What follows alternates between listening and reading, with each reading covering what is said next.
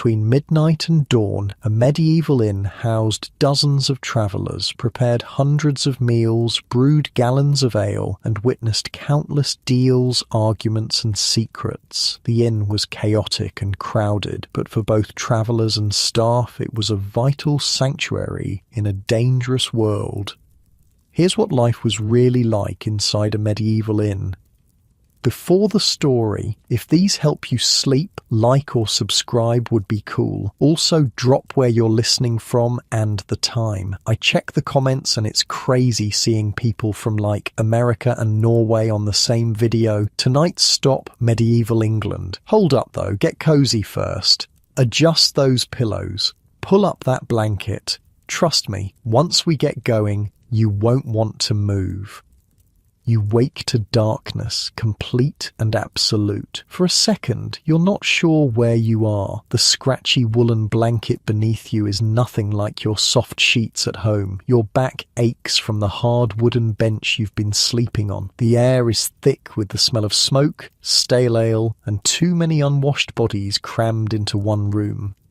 Right. The inn. You paid a few pennies to sleep in the common room last night. Not enough for a private chamber upstairs, those are for merchants and nobles, but better than sleeping outside in the mud and rain. Something woke you. A sound, you listen. There, the soft creak of a floorboard, the whisper of movement in the darkness. Someone's moving around the common room.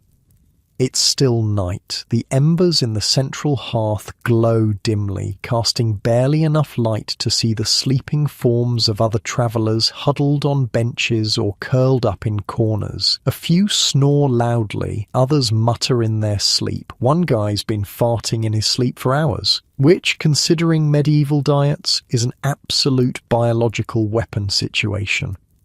But wait, you notice more movement now, the silhouettes of people moving quietly through the dark, staff members beginning their day hours before any guest will properly rise. You awake then, a voice whispers near you. It's a young boy, maybe 12, one of the inn's many servants. He's carrying a small lamp, the flame dancing inside a crude horn lantern. Best go back to sleep.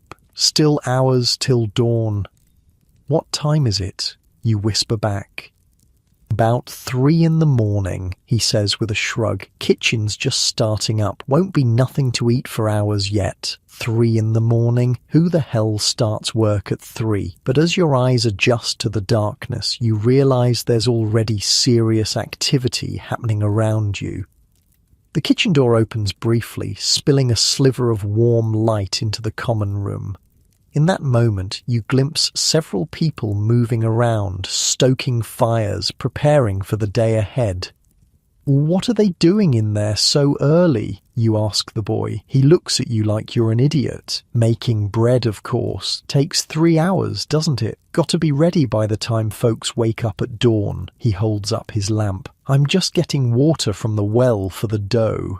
Go back to sleep if you can. You're wide awake now, though, so you decide to follow him. Might as well see how this place runs. The inn is like its own little world, you realise, a kingdom with its own rhythms and hierarchies, and right now, in the darkness before dawn, the kitchen is the centre of that kingdom. You push open the heavy wooden door, and the wave of heat hits you first. After the chill of the common room, it's like walking into a furnace. 2 massive ovens are already being fired up, the youngest kitchen boys feeding logs into their hungry mouths. Oi, who's this then? A large woman looks up from a table where she's kneading an enormous mound of dough. Flour dusts her hands and forearms like war paint. This must be the head cook. Her domain is absolute here. Just a guest, mistress, you say quickly. Couldn't sleep myself. She grunts, unimpressed. Well, make yourself useful or get out. No looky-loos in my kitchen. Before you can answer, a sack of flour is shoved into your arms by a grinning kitchen boy. New helper, he announces, and scampers away before you can protest. And just like that, you're drafted into the earliest shift at a medieval inn. The kitchen is a wonder of organisation and chaos combined. There's the bread-making operation, mixing, kneading, shaping, and eventually baking. One boy's job is simply to maintain the fire at the perfect temperature. Another does nothing but fetch water from the well outside. We'll need 40 loaves by dawn, the head cook tells you, showing you how to knead the dough properly. The fresh bread's what keeps them coming back. Nothing like the smell of it to make a traveller spend his coin. Your modern muscles aren't used to this kind of labour. After 15 minutes your arms are burning from the constant kneading. The woman notices and laughs. City folk, she mutters, weak as newborn kittens. But she's not cruel. She shows you the proper technique that uses your body weight rather than just arm strength. Been doing this 30 years, she says. You learn a few tricks. As your hands work the dough, your ears tune into the conversations around you. The kitchen staff gossip constantly, and you quickly learn that a medieval inn is basically TMZ with bread ovens. The merchant in the east chamber brought a woman up last night, whispers one girl. Not his wife, neither. Lord What's-his-name's man says they're leaving at first light, says another. Heading to London for some big to-do at court. The innkeeper caught them cheating at dice again, a boy chimes in, said next time he'll have the constable on them. It's amazing how much information flows through this place. News, rumours, secrets, all passing through this crossroads with the travellers who carry them. Watch for the cat, someone warns you, just as something streaks between your feet. You jump, nearly toppling into the dough table. An enormous tabby cat struts past, tail high, completely ignoring you.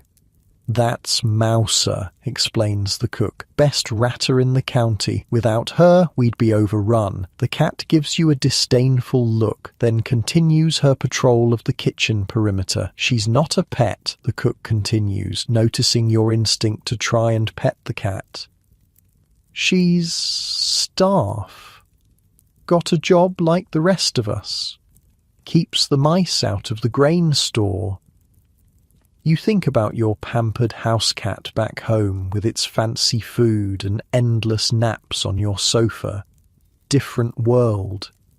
A commotion outside draws your attention. Through the small kitchen window you can see lantern light bobbing in the courtyard. More people are waking up, heading toward the stables. Stable boys, says the cook, following your gaze, getting the horses ready for those leaving at dawn. Some travellers got a long way to go today. You peer closer and realise there's an entire separate ecosystem out there in the darkness. Young boys, some no more than 8 or 9 years old, are moving between the stables, carrying buckets of water and armfuls of hay. Horses whinny softly, sensing the coming day and their imminent departure. Can I? You begin, gesturing toward the door. Go on then, the cook waves you off. Dough needs to rise anyway. Just be back to help with the porridge.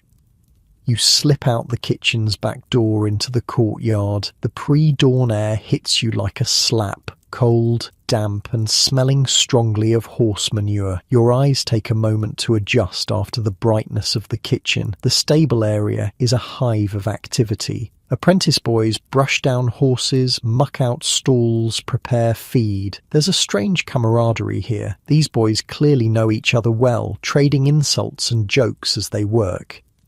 That's Lord Fairlie's destrier, one boy whispers to you, pointing to a magnificent white horse in the largest stall. Worth more than this whole inn, that one. Special diet and everything. The white horse seems to know its own importance, standing regally while a nervous-looking boy attempts to clean a stable stain from its flank. What happened there, you ask? Beast lay down in its own mess, didn't it? The boy grimaces, and Lord Fairlie will have my hide if his precious horse ain't spotless when he comes down. You notice how even here, in the pre-dawn darkness, status matters enormously. The white destrier gets the largest stall, special feed, careful grooming. Meanwhile, the pack ponies and mules are crammed 3 to a stall, getting the most basic care. Just like the humans inside the inn, different treatment based entirely on wealth and rank. A bell rings somewhere in the distance. That's the monastery bell, explains an older stable boy. About an hour till dawn now. The pace of work immediately picks up. Dawn is coming, and with it the guests will rise. Everything must be ready. You wander back toward the kitchen, but pause at the edge of the courtyard. In the faint light, you can just make out the inn's sign swinging gently in the breeze, the white hart showing a pale stag on a dark background. Below the sign is the innkeeper himself, talking with what appears to be the night watchman. "Any trouble?" asks the innkeeper. "None, master," replies the watchman. "Quiet night." "Good. Those merchants have valuable goods. Don't want any light-fingered folk getting ideas." Security, you realize, is a major concern. An inn houses strangers with valuable possessions, all sleeping under one roof. Trust is in short supply, and the night watchman's job is essential. You slip past them and back into the kitchen, which has transformed in your absence. The bread dough has been shaped into dozens of small loaves, ready for baking. Now a large cauldron of porridge bubbles over the fire, filling the room with the smell of cooking oats. "There you are," says the cook. "Stir this. Keep it moving or it'll burn on the bottom." You take the long wooden paddle and begin stirring the thick porridge. It's surprisingly heavy work, and the steam rising from the cauldron makes sweat bead on your forehead. "What goes in the porridge?" you ask, noticing various ingredients being prepared nearby. "Oats, mostly," she says. "Bit of honey if we've got it. Dried apples in winter. Nothing fancy."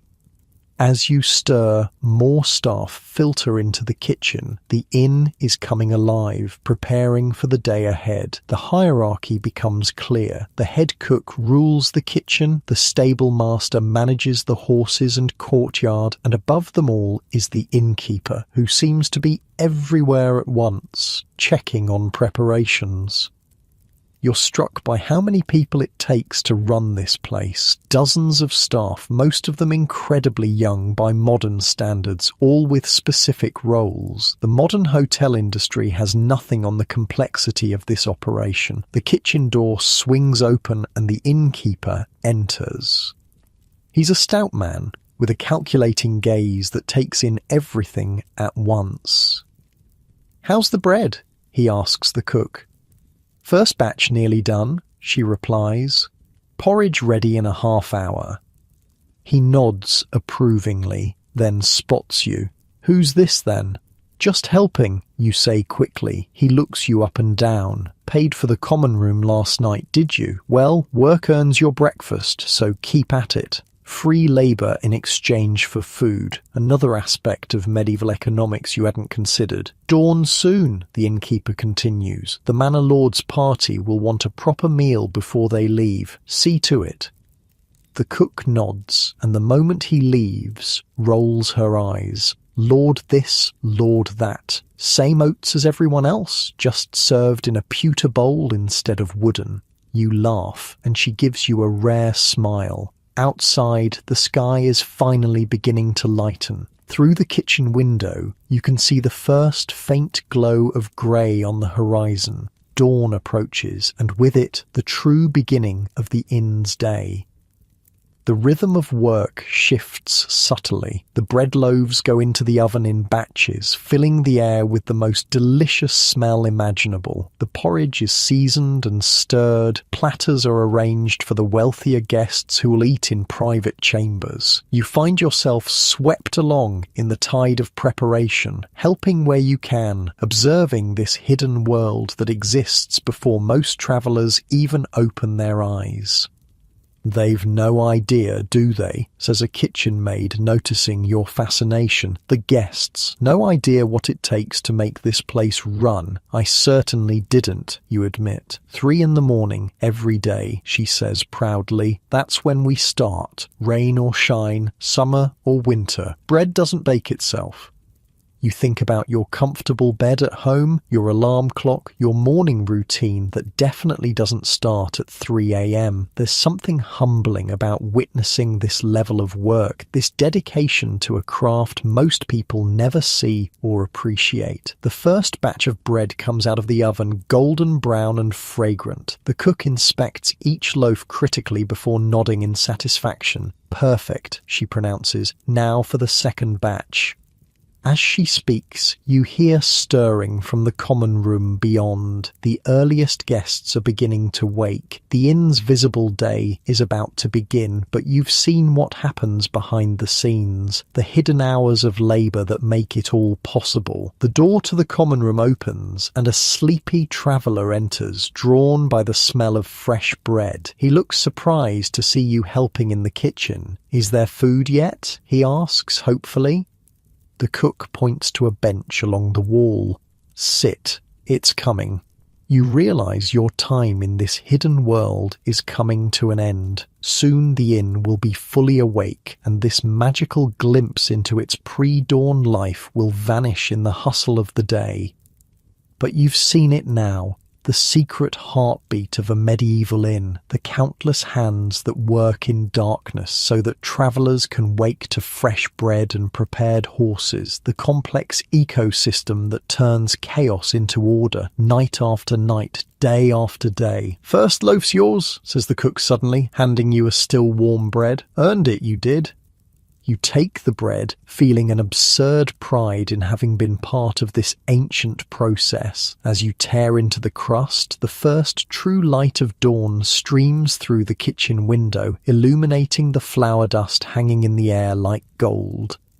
Dawn breaks with noisy persistence at the White Hart Inn. Light creeps through shuttered windows and the world changes. The once quiet building transforms as dozens of travellers emerge from private chambers and common room corners, stretching sleep-stiffened limbs, coughing, arguing and preparing for another day on medieval roads that might kill them before sunset. You're still in the kitchen, but your role has shifted. No longer the curious night owl helping with bread, you're now drafted into the breakfast rush. The pace is frantic. The cook shoves a wooden tray into your hands. "Take this up to the merchant in the east chamber," she orders. "The one with the fancy blue cloak. Don't spill it, or he'll have a fit." The tray holds a small loaf of bread, still warm from the oven, a bowl of steaming porridge with a drizzle of honey, and a wooden cup of small beer, basically medieval breakfast juice, with just enough alcohol to make the water safe. You navigate carefully through the now bustling common room. The space that was dark and quiet just an hour ago is filled with activity. Travellers roll up blankets, pull on boots, argue over who snored the loudest, and jostle for position at the washing basins. "Watch it," growls a burly man as you nearly collide with him. He's got the red-eyed, pale-faced look of someone nursing a serious hangover. Too much ale last night, clearly. The common room is a showcase of medieval morning routines. In one corner, a group of pilgrims pray together before breaking their fast. Near the fire, two merchants haggle over the price of cloth, using these quiet morning moments for business. A family with 3 children tries desperately to gather their belongings, the smallest child wailing about a missing wooden toy. And everyone, absolutely everyone, smells like bad morning breath mixed with body odour in a world where regular bathing isn't a thing makes for quite the sensory experience. Not like your cosy bedroom at home with its scented candles and clean sheets.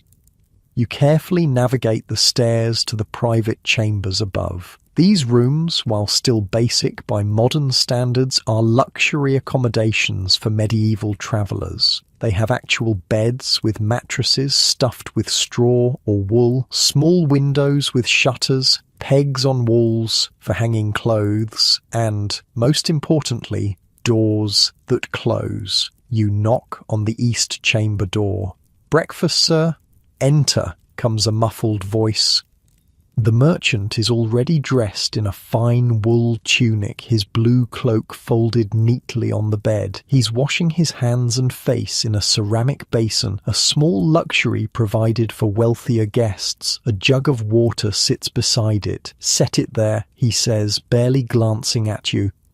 You place the tray on a small table near the window. The morning light shows the room more clearly, simple but clean, with a few touches that mark it as premium accommodation. The bed has linen sheets, not just wool blankets. The floor has been swept. There's even a small mirror of polished metal hanging on the wall. "Will there be anything else, sir?" you ask, playing your part. The merchant looks at you properly for the first time. "You're not the usual boy, just helping out this morning." He grunts, then tosses you a small coin. "Find out if the roads to London are clear of bandits. Ask the travellers who came from that direction yesterday." You pocket the coin with a nod and head back downstairs, marvelling at how naturally you're blending into this medieval world. Tasks, tips, information trading. It's all part of the inn's ecosystem. Back in the common room, the activity has intensified. The innkeeper stands near the main door, collecting coins from those who stayed the night and are now leaving. He has a remarkable memory, seeming to know exactly what each person owes without needing to consult any records. That's 6 pence for the room, 2 for the extra blanket, and 3 for your meals, he tells a departing family. Safe travels to Gloucester. Near the wash basins along one wall, a minor crisis unfolds. The basins, communal bowls of water with small cloths beside them, are insufficient for the morning rush. People wait impatiently for their turn to splash water on their faces and rinse their mouths.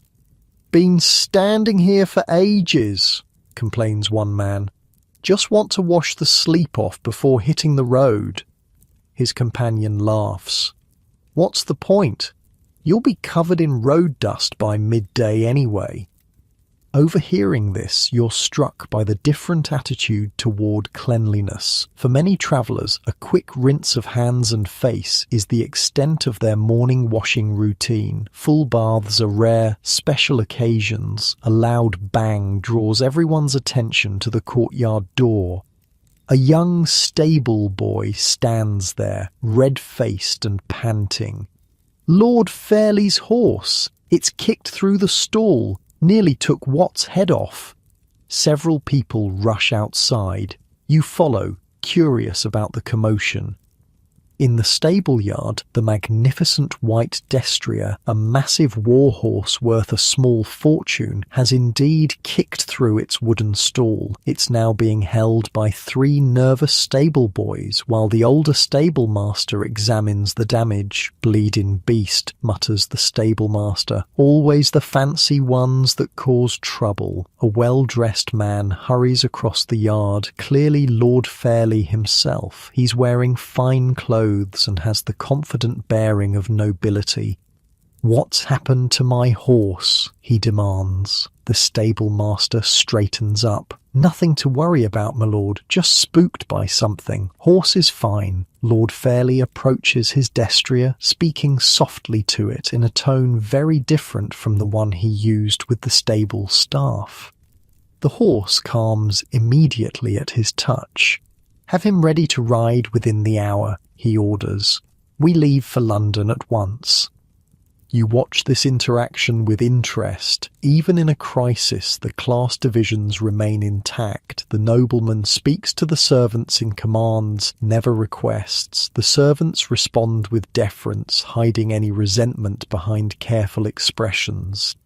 Back inside, breakfast is in full swing. The common room now functions as a dining hall, with people eating at the long wooden tables. The fare is simple but filling. Bread, porridge, perhaps some cheese or preserved fruit for those willing to pay extra. Everyone uses their own knife to cut bread and cheese, carrying this essential tool wherever they go. You, It's the cook again, finding you watching the scene. Stop gawking and make yourself useful. These need to go out. She hands you a large wooden platter piled high with bread. As you move among the tables, distributing bread to outstretched hands, you overhear snippets of conversation, plans for the day's travel, concerns about weather, rumours of bandits on certain roads. Heading to Oxford? Take the river road. The forest path had brigands last week.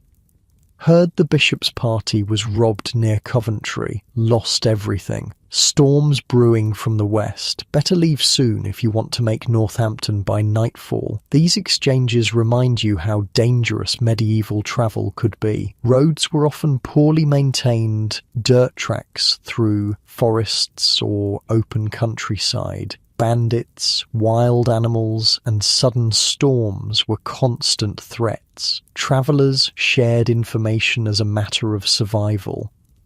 Near the hearth, where a fresh fire now blazes, an older man holding a wooden staff addresses a circle of attentive listeners. His clothing marks him as a pilgrim, possibly returning from a holy site. The shrine was so crowded we waited 2 days just to approach. But worth every moment, my friends. A man from Kent was cured of his blindness right before my eyes, his audience murmurs appreciatively. Religious pilgrimages were a common reason for travel, and stories of miracles spread quickly. In a quieter corner, a merchant shows small samples of cloth to potential buyers. Finest wool from the north, see how tightly woven. This will last years, not months like the cheaper stuff. Business transactions happen everywhere in the inn, not just in formal settings. The common room serves as marketplace, dining hall and social hub all at once. The main door opens, admitting a blast of fresh morning air that briefly cuts through the stuffy interior atmosphere. A tall man enters, his clothing dusty from the road. He approaches the innkeeper with purpose. Any word of a party from York, travelling merchant, grey beard? Has a daughter with him? The innkeeper considers for a moment. None such has passed through here this week. The man's face falls. They should have arrived 2 days ago. Or roads are bad after the rains, offers the innkeeper, or they may have chosen another route. Or worse, you think, remembering the talk of bandits. Not every journey ended safely in these times. You continue your rounds with the bread, ending up near a table where a group of apprentice boys are wolfing down their porridge. They're young, between 12 and 16 probably, travelling with their master to learn various trades. Going to be hot today, says one, scraping his wooden bowl clean. Feel it already. Better than rain, replies another. Remember that mud outside Leicester? Nearly lost my boot in it. Master says we're to reach Bedford by nightfall. Not bloody likely, not with Fat Thomas slowing us down. A round-faced boy at the end of the table makes a rude gesture in response, his mouth too full of bread to reply properly. Their easy camaraderie reminds you that even in the rigid social structure of medieval times, there were still friendship, jokes, and the universal experience of youth. Near the washing basins, a small drama unfolds as a well-dressed woman berates a serving girl who's accidentally spilled water on the woman's shoes. Clumsy fool, these are Spanish leather. Do you know what they cost? The girl keeps her eyes down. Sorry, mistress. Very sorry. The woman continues her tirade until her husband intervenes. Enough, Margaret. It's just water. He presses a small coin into the servant's hand. No harm done. You've noticed that some travellers treat servants with casual cruelty, while others show unexpected kindness. Human nature, it seems, hasn't changed much over the centuries.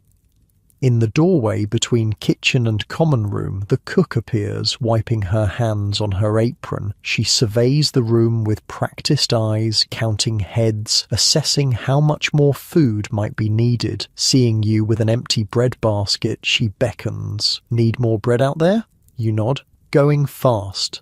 Good sign, she says with satisfaction. Means we've baked it right. She loads your basket with more warm loaves, and when you're done with that, the porridge pot needs scrubbing. As you distribute the second round of bread, you notice activity intensifying in the courtyard. Through the open door, you can see travellers beginning to prepare for departure. Horses are being saddled, carts loaded, travelling groups gathering. The innkeeper moves through the common room, checking that everyone has settled their bills before leaving. His manner changes subtly depending on who he's addressing. Deferential to nobility, friendly but firm with merchants, brusque with common travellers. "Another night, Master Cooper?" he asks a middle-aged man. The man shakes his head. "Must reach York by week's end. Long road ahead." "Safe travels then. The northern road's clear, last I heard." This exchange reminds you of the innkeeper's other role, information broker. Situated at this crossroads of travellers, he hears news from all directions. This knowledge is valuable, sometimes as valuable as the food and lodging he provides. Back in the kitchen, you find organised chaos. Breakfast service is winding down, but preparations for the midday meal have already begun. Vegetables are being chopped, a large pot of pottage, thick stew, simmers over the fire, and fresh dough is being prepared for the day's second batch of bread. "Scrub that properly," orders the cook, pointing to the porridge pot. "No bits left in the corners." Cleaning cookware in medieval times is hard work. No soap as you know it, just abrasive sand, ash and hot water. You attack the porridge pot with determination, scrubbing until your arms ache. "Not bad," says the cook, inspecting your work. "For a beginner." Coming from her, this feels like high praise. A sudden commotion draws you back to the common room. Lord Fairlie's party is preparing to leave, creating a ripple of activity as servants, stable boys, and the innkeeper himself rush to attend to them. Lord Fairlie stands imperiously in the centre of the room, while his squire adjusts his cloak. His travelling companions, 2 other noblemen and their attendants, gather nearby. The group will travel with armed men for protection, a luxury most travellers can't afford. "Everything is prepared, my lord," says the innkeeper with a deep bow. "Your horses await in the yard." "The meal was adequate," replies Lord Fairlie, which seems to be high praise from him. He flips a coin to the innkeeper, who catches it with practised ease. You follow the noble party outside, curious to see their departure. The courtyard has transformed into a scene of ordered activity. The white destrier, now calmed and saddled, stands proudly among the other horses. Servants load the last of the baggage onto pack animals. The stable master personally holds Lord Fairlie's horse as he mounts. The nobleman settles into his saddle with the ease of someone who's spent a lifetime on horseback.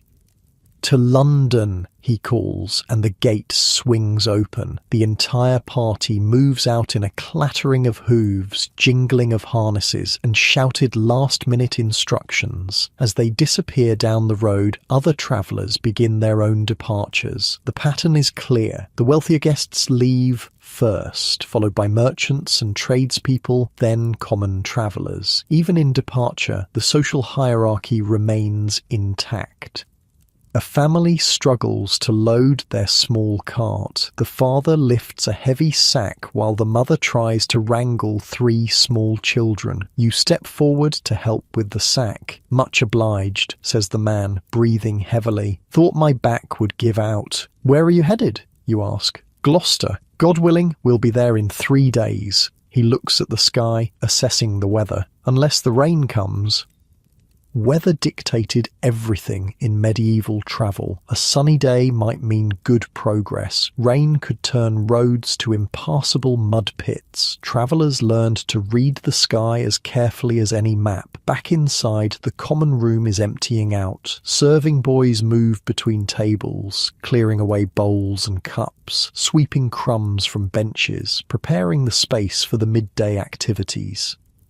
The innkeeper stands by the hearth, deep in conversation with an older man whose robes mark him as a scholar or clerk. They speak quietly, heads bent together, occasionally glancing around to ensure privacy. You wonder what they're discussing. Political news, business opportunities, secret messages. Inns were perfect places for clandestine exchanges, neutral ground where different social classes could meet without raising suspicion.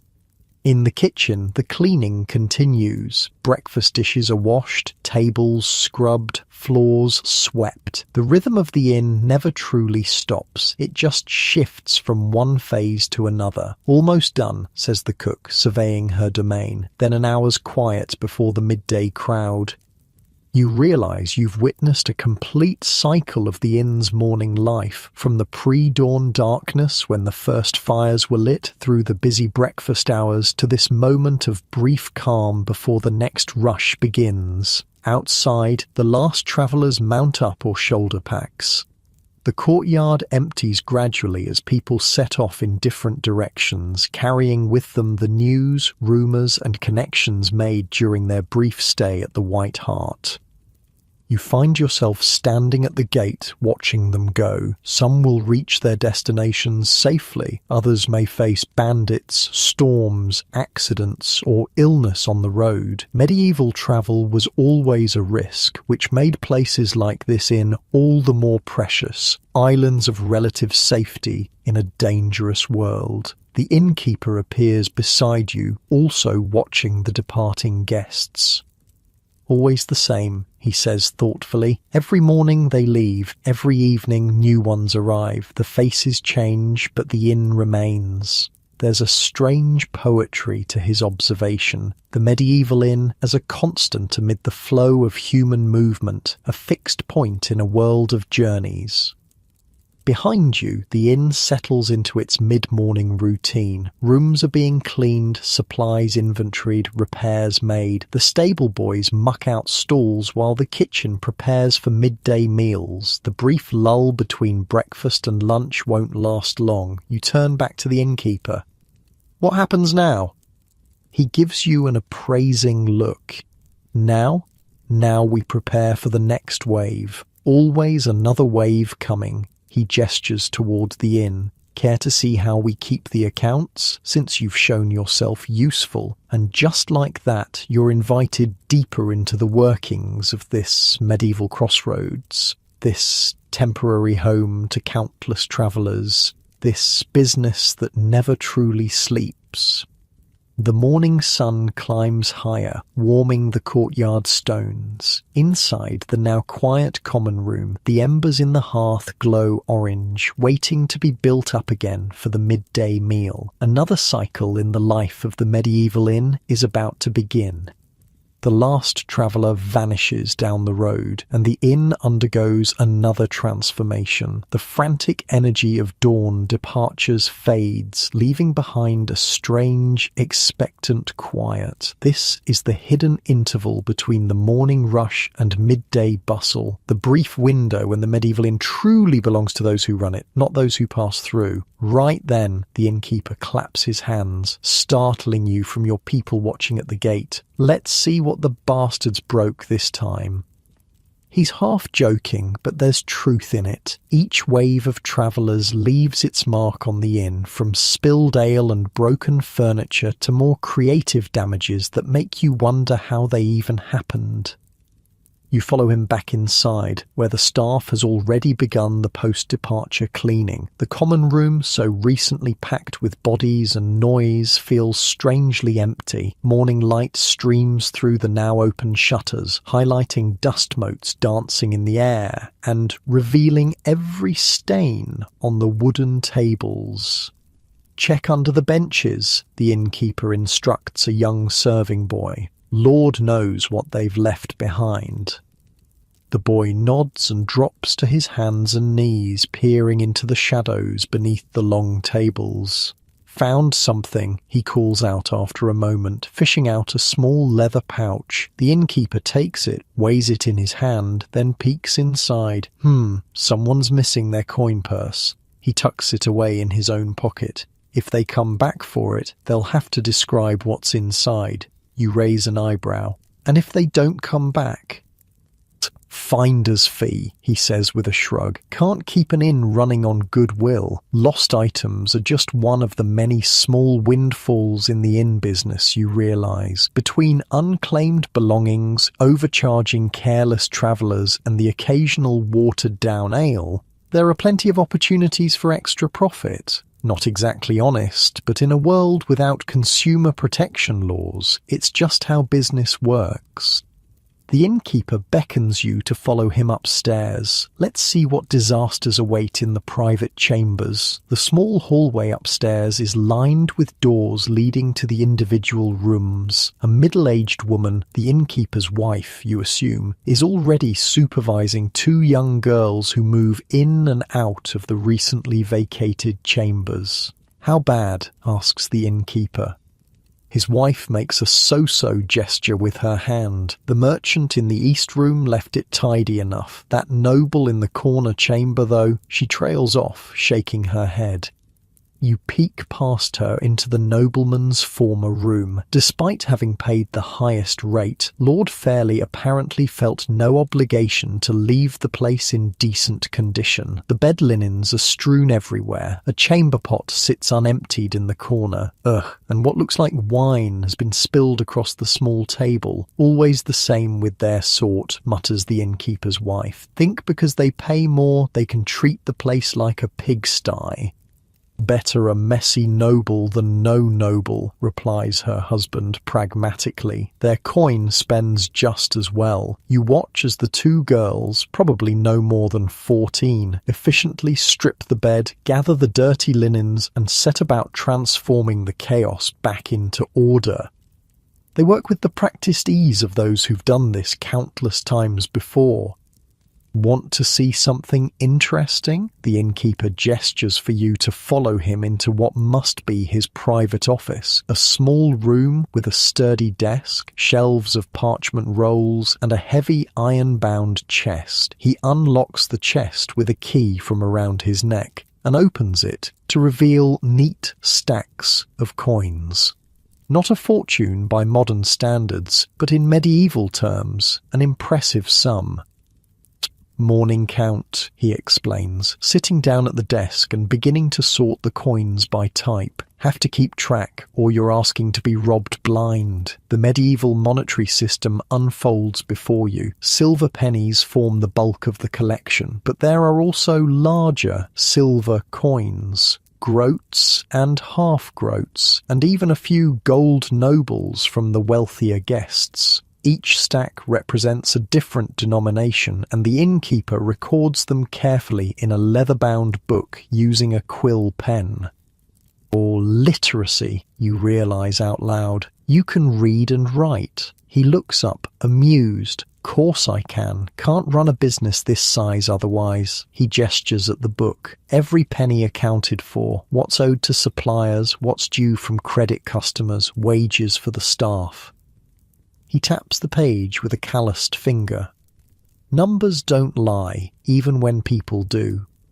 The inn, you realise, isn't just a building with beds and beer. It's a complex business operation requiring skills many medieval people simply didn't possess. No wonder innkeepers often held positions of local importance. From downstairs comes the sound of raised voices. The innkeeper sighs, reclosing the chest. Never a dull moment. Let's see what fresh nonsense this is.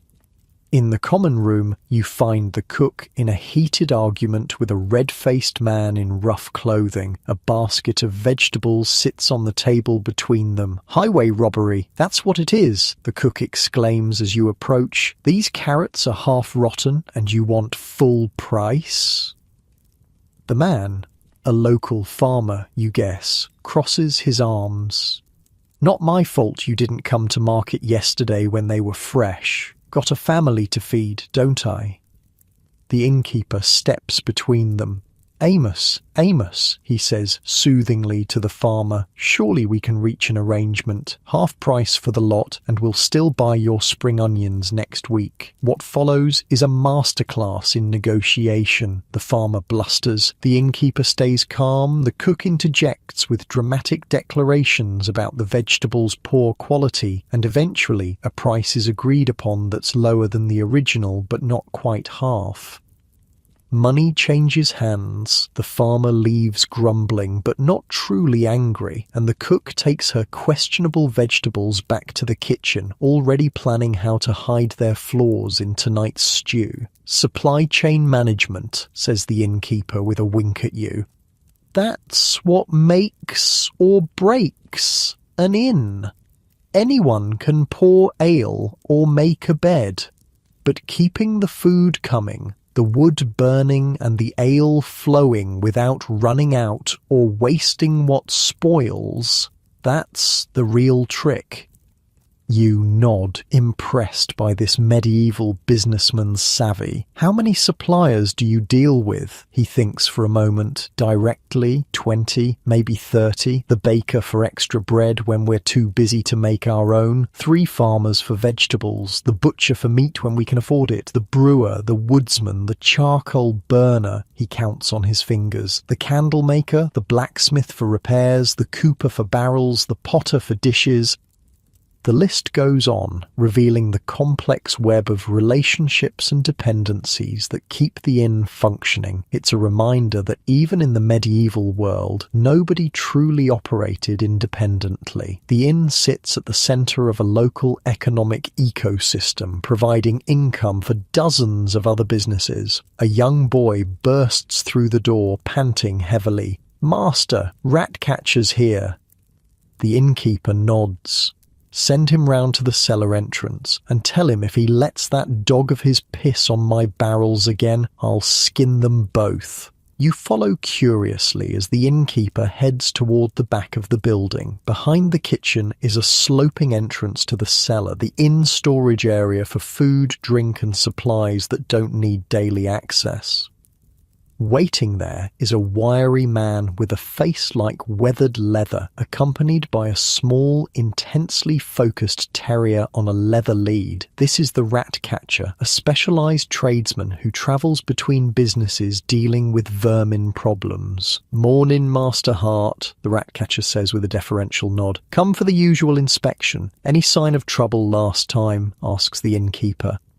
Couple of big old rats in the grain store, nothing Pinch couldn't handle. He pats the terrier, who quivers with anticipation. This place is cleaner than most, truth be told. Credit to your cat. They disappear into the cellar together, the dog straining at its lead, nose to the ground.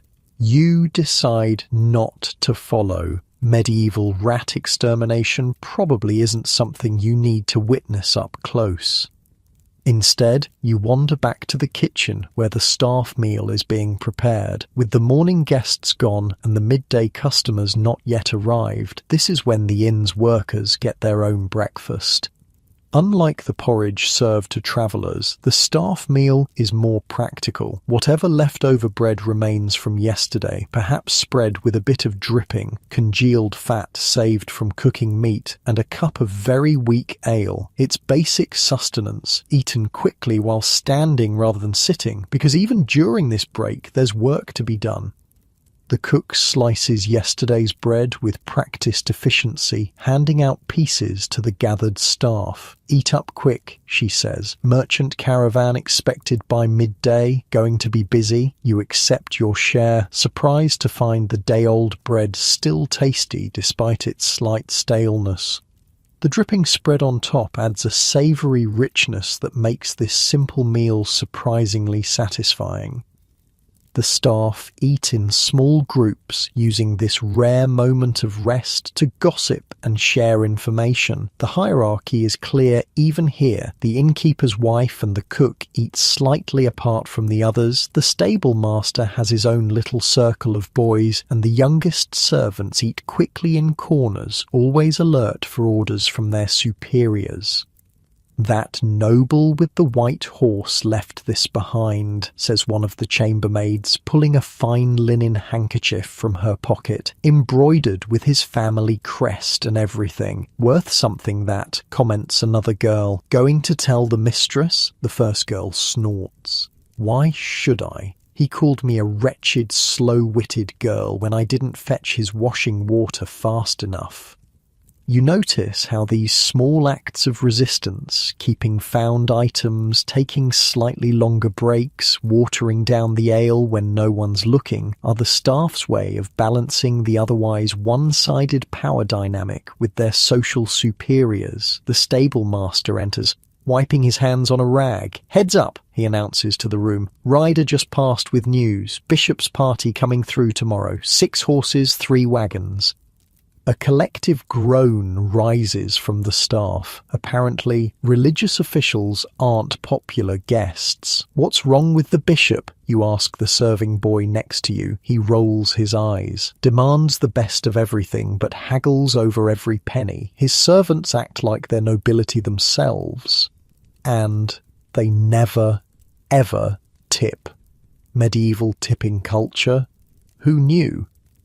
The staff meal concludes as quickly as it began. Wooden bowls are rinsed, working areas cleared, and everyone returns to their tasks. The brief respite is over, and the inn's machinery cranks back to life. You find yourself drafted into the cleaning brigade. The innkeeper's wife hands you a broom with a business-like nod.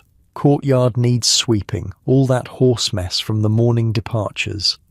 Outside, the courtyard bakes in the late morning sun. The cobblestones are indeed scattered with evidence of the morning's equine traffic, manure, bits of hay, and the occasional lost horseshoe nail. You set to work with the broom, pushing the debris into piles.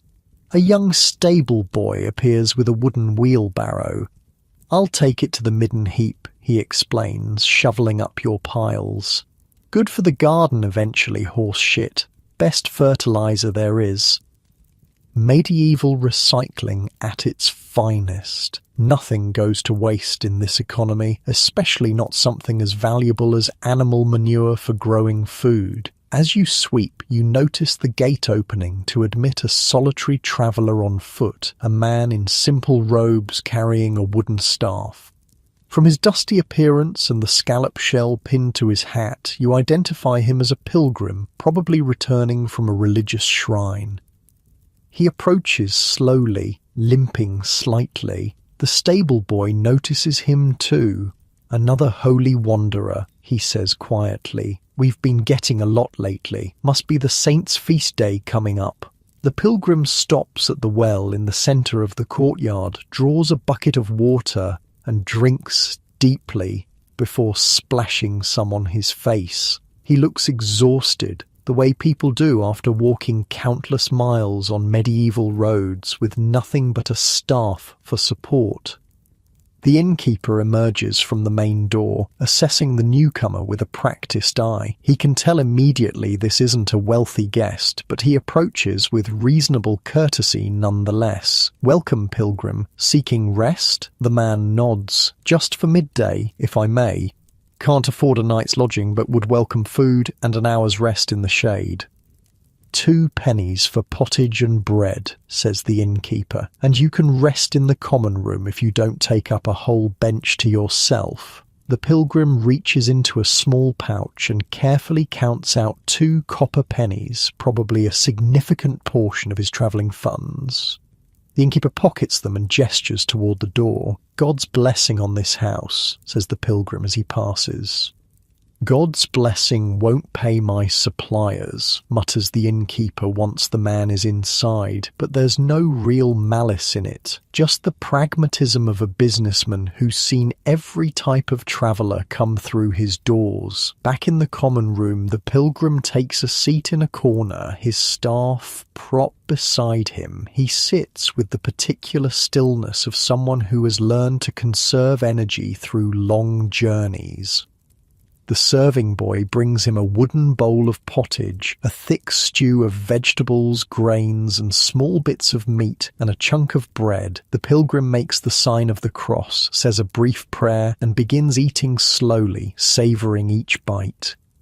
Watching him, you're struck by the different pace of medieval travel. This man has probably been walking for weeks, possibly months. Each day brings new dangers, from mundane threats like blisters and bad weather to more serious perils like highwaymen or illness far from home. And yet people undertook these journeys by the thousands, driven by faith, commerce, or necessity. The inn represents a crucial support system for this mobile medieval society, a place where roads and lives intersect, where safety and comfort, however basic, can be purchased for a few coins, where information flows as freely as the ale. More travellers begin to arrive as midday approaches. Unlike the morning departures, who all left around the same time, the arrivals are staggered throughout the day. A merchant with a small cart, a pair of friars walking together, a local farmer coming in just to trade news and have a cup of ale before returning to his fields. The innkeeper greets each one personally, assessing their status, their needs, and, most importantly, their ability to pay. Different greetings for different social ranks, different prices too, you suspect, though that goes unspoken. The inn's rhythm shifts again, the energy building gradually as more people filter in. The common room fills with voices, the kitchen activity increases, serving boys move more quickly, the midday rush is beginning.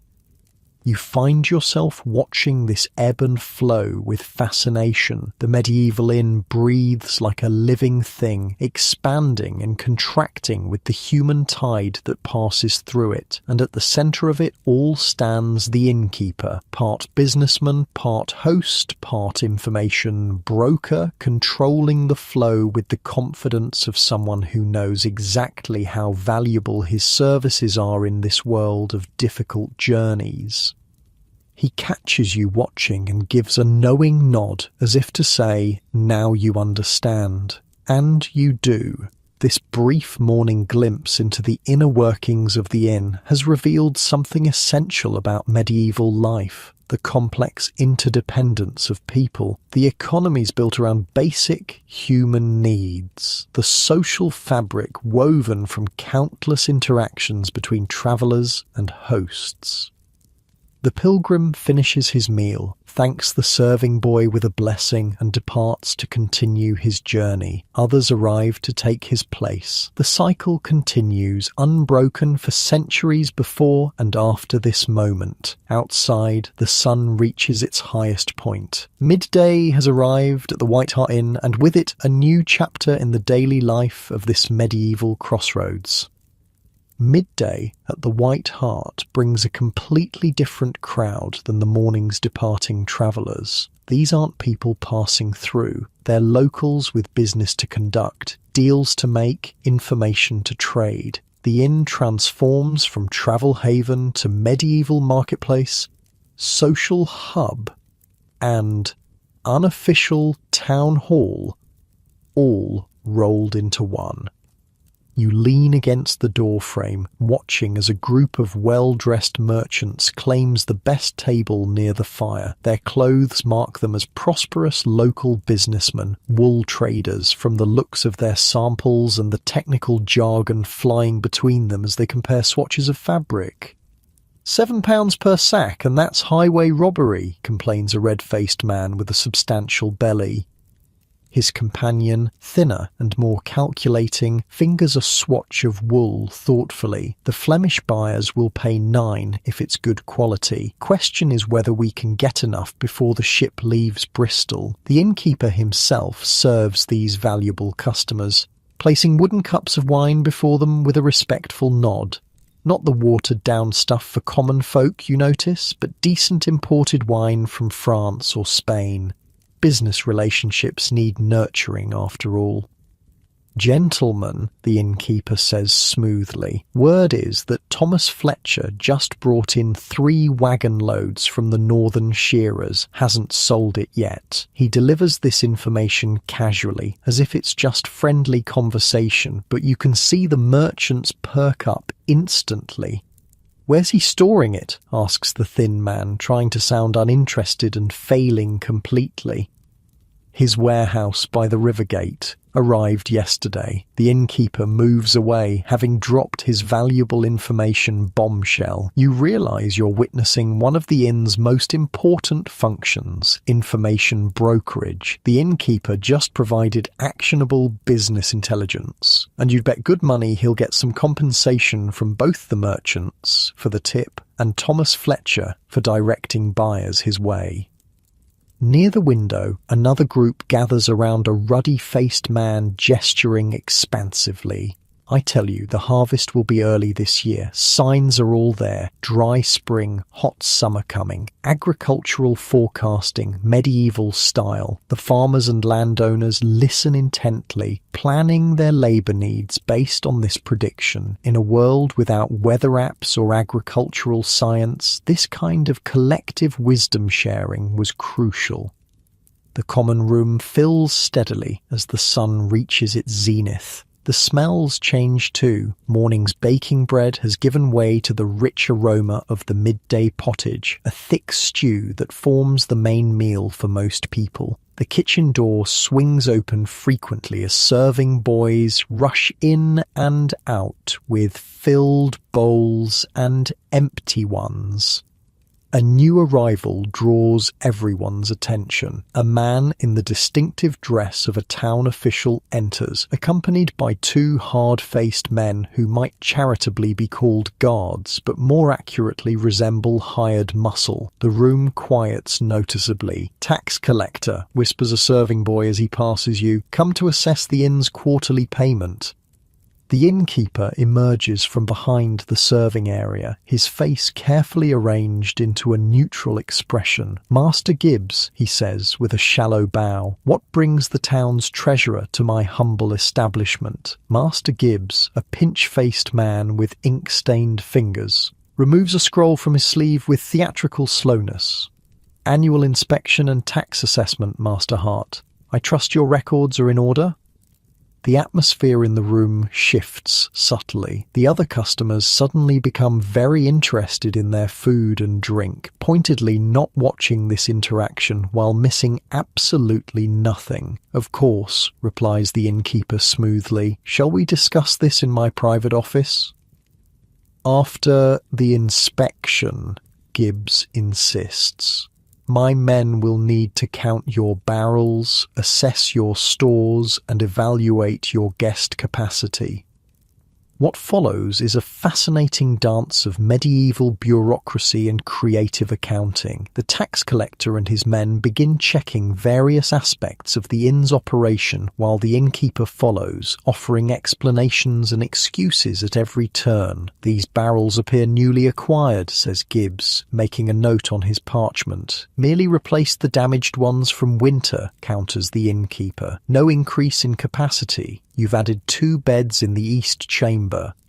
Temporary arrangements for a family who lost their home in the fire across town. Charity, not commerce." The locals watch this performance with knowing expressions. It's clearly a familiar ritual. The taxman trying to find evidence of undeclared prosperity, the innkeeper working to minimize his tax burden through creative interpretations of the truth. Meanwhile, the common room continues its midday business. A group of craftsmen, you can tell by their calloused hands and specialized tools hung from their belts, huddle together discussing what sounds like a labor dispute with a local lord. "He can't expect master-quality work at apprentice prices," growls a heavy-set man you guess is a mason. "I've told him plain, my men won't set another stone until he honors the original agreement." "He'll just bring in workers from the next town," warns another. "Not if the guild stands together." This is clearly an early form of labour organising, with the inn providing neutral ground for these discussions. You're struck by how many different social functions the building serves, beyond just food and lodging. Near the door, a different kind of transaction is taking place. A well-dressed young woman speaks quietly with a grey-haired lady whose basket contains small cloth packets of what might be herbs or medicines. "My monthly courses are heavy and painful," the younger woman murmurs. "Have you something for that?" The older woman nods, discreetly passing over a small packet. "Steep this in hot water, drink it morning and night, and take this oil for the pain." Silver changes hands, wrapped in a handkerchief to avoid drawing attention. Medieval healthcare happening right in the corner of the inn. The local wise woman or healer using this public space to meet clients who might not be able to visit her home without raising gossip. In the opposite corner, a cluster of older men play a board game that resembles backgammon, slapping down wooden pieces with enthusiastic trash talk. "You play like my grandmother, and she's been dead 10 years. Your luck won't hold forever, William. Another round, double stakes." Coins change hands. Ale is consumed, and the game continues amid good-natured insults. Gaming has been part of inn culture for as long as inns have existed, you realise. The tax collector emerges from the kitchen with a sour expression. Clearly, his inspection hasn't revealed as much taxable prosperity as he'd hoped. The innkeeper follows, looking carefully neutral rather than triumphant. "Your records," demands Gibbs, gesturing toward the upstairs office. As they disappear up the stairs, conversation in the common room resumes its normal volume. "Old Gibbs won't find much today," chuckles one of the wool merchants. "Not after Hart's wife spent yesterday hiding half their stock at her sister's farm." "Smart man," agrees his companion, "keeps just enough visible to look honest." Tax avoidance, a medieval tradition as time-honoured as the taxes themselves. The serving boy who's been shadowing you appears at your elbow. "You look lost," he observes. "Want to see something interesting?" Without waiting for your response, he gestures for you to follow him through a side door and down a short corridor. You emerge in a small room adjacent to the kitchen, where several people sit at a rough wooden table. Unlike the common room, this space feels private, almost secretive. "Innkeeper's private tap room," the boy explains, "for special guests who don't want to be seen in the main room." The occupants are an eclectic mix, a man in expensive but deliberately plain clothes who might be a nobleman trying not to attract attention, two hard-faced men with the alert posture of professional soldiers, and a nervous-looking fellow in scholar's robes, clutching a leather satchel. They fall silent as you enter, eyeing you suspiciously. "Just showing the new help around," the boy says quickly. "Pay us no mind." You back out, following the boy to safer territory. "What was that about?" you ask when you're alone in the corridor. He shrugs. "Don't ask, don't get in trouble. That's my motto. But sometimes people need to meet without everyone in town knowing their business. Innkeeper charges extra for the private room and keeps his mouth shut about who uses it. Political intrigue, secret business deals, perhaps even espionage. The medieval inn accommodates it all for the right price." Back in the common room, the midday meal is in full swing. The pottage today is particularly good, a thick stew of barley, cabbage, onions, and small bits of salt pork that add a rich flavour. It's served in wooden bowls with a chunk of bread on the side, the universal medieval dining setup for all but the wealthiest nobles. You notice how people eat, most using their own knives to cut bread and spear pieces of meat, scooping up the liquid with pieces of bread, drinking broth directly from the bowl when necessary. Spoons exist but are often shared, and forks are still a foreign novelty few have encountered. Personal eating knives are serious business. Several diners have impressively decorated sheaths hanging from their belts, suggesting that one's eating knife was both practical tool and status symbol in medieval society.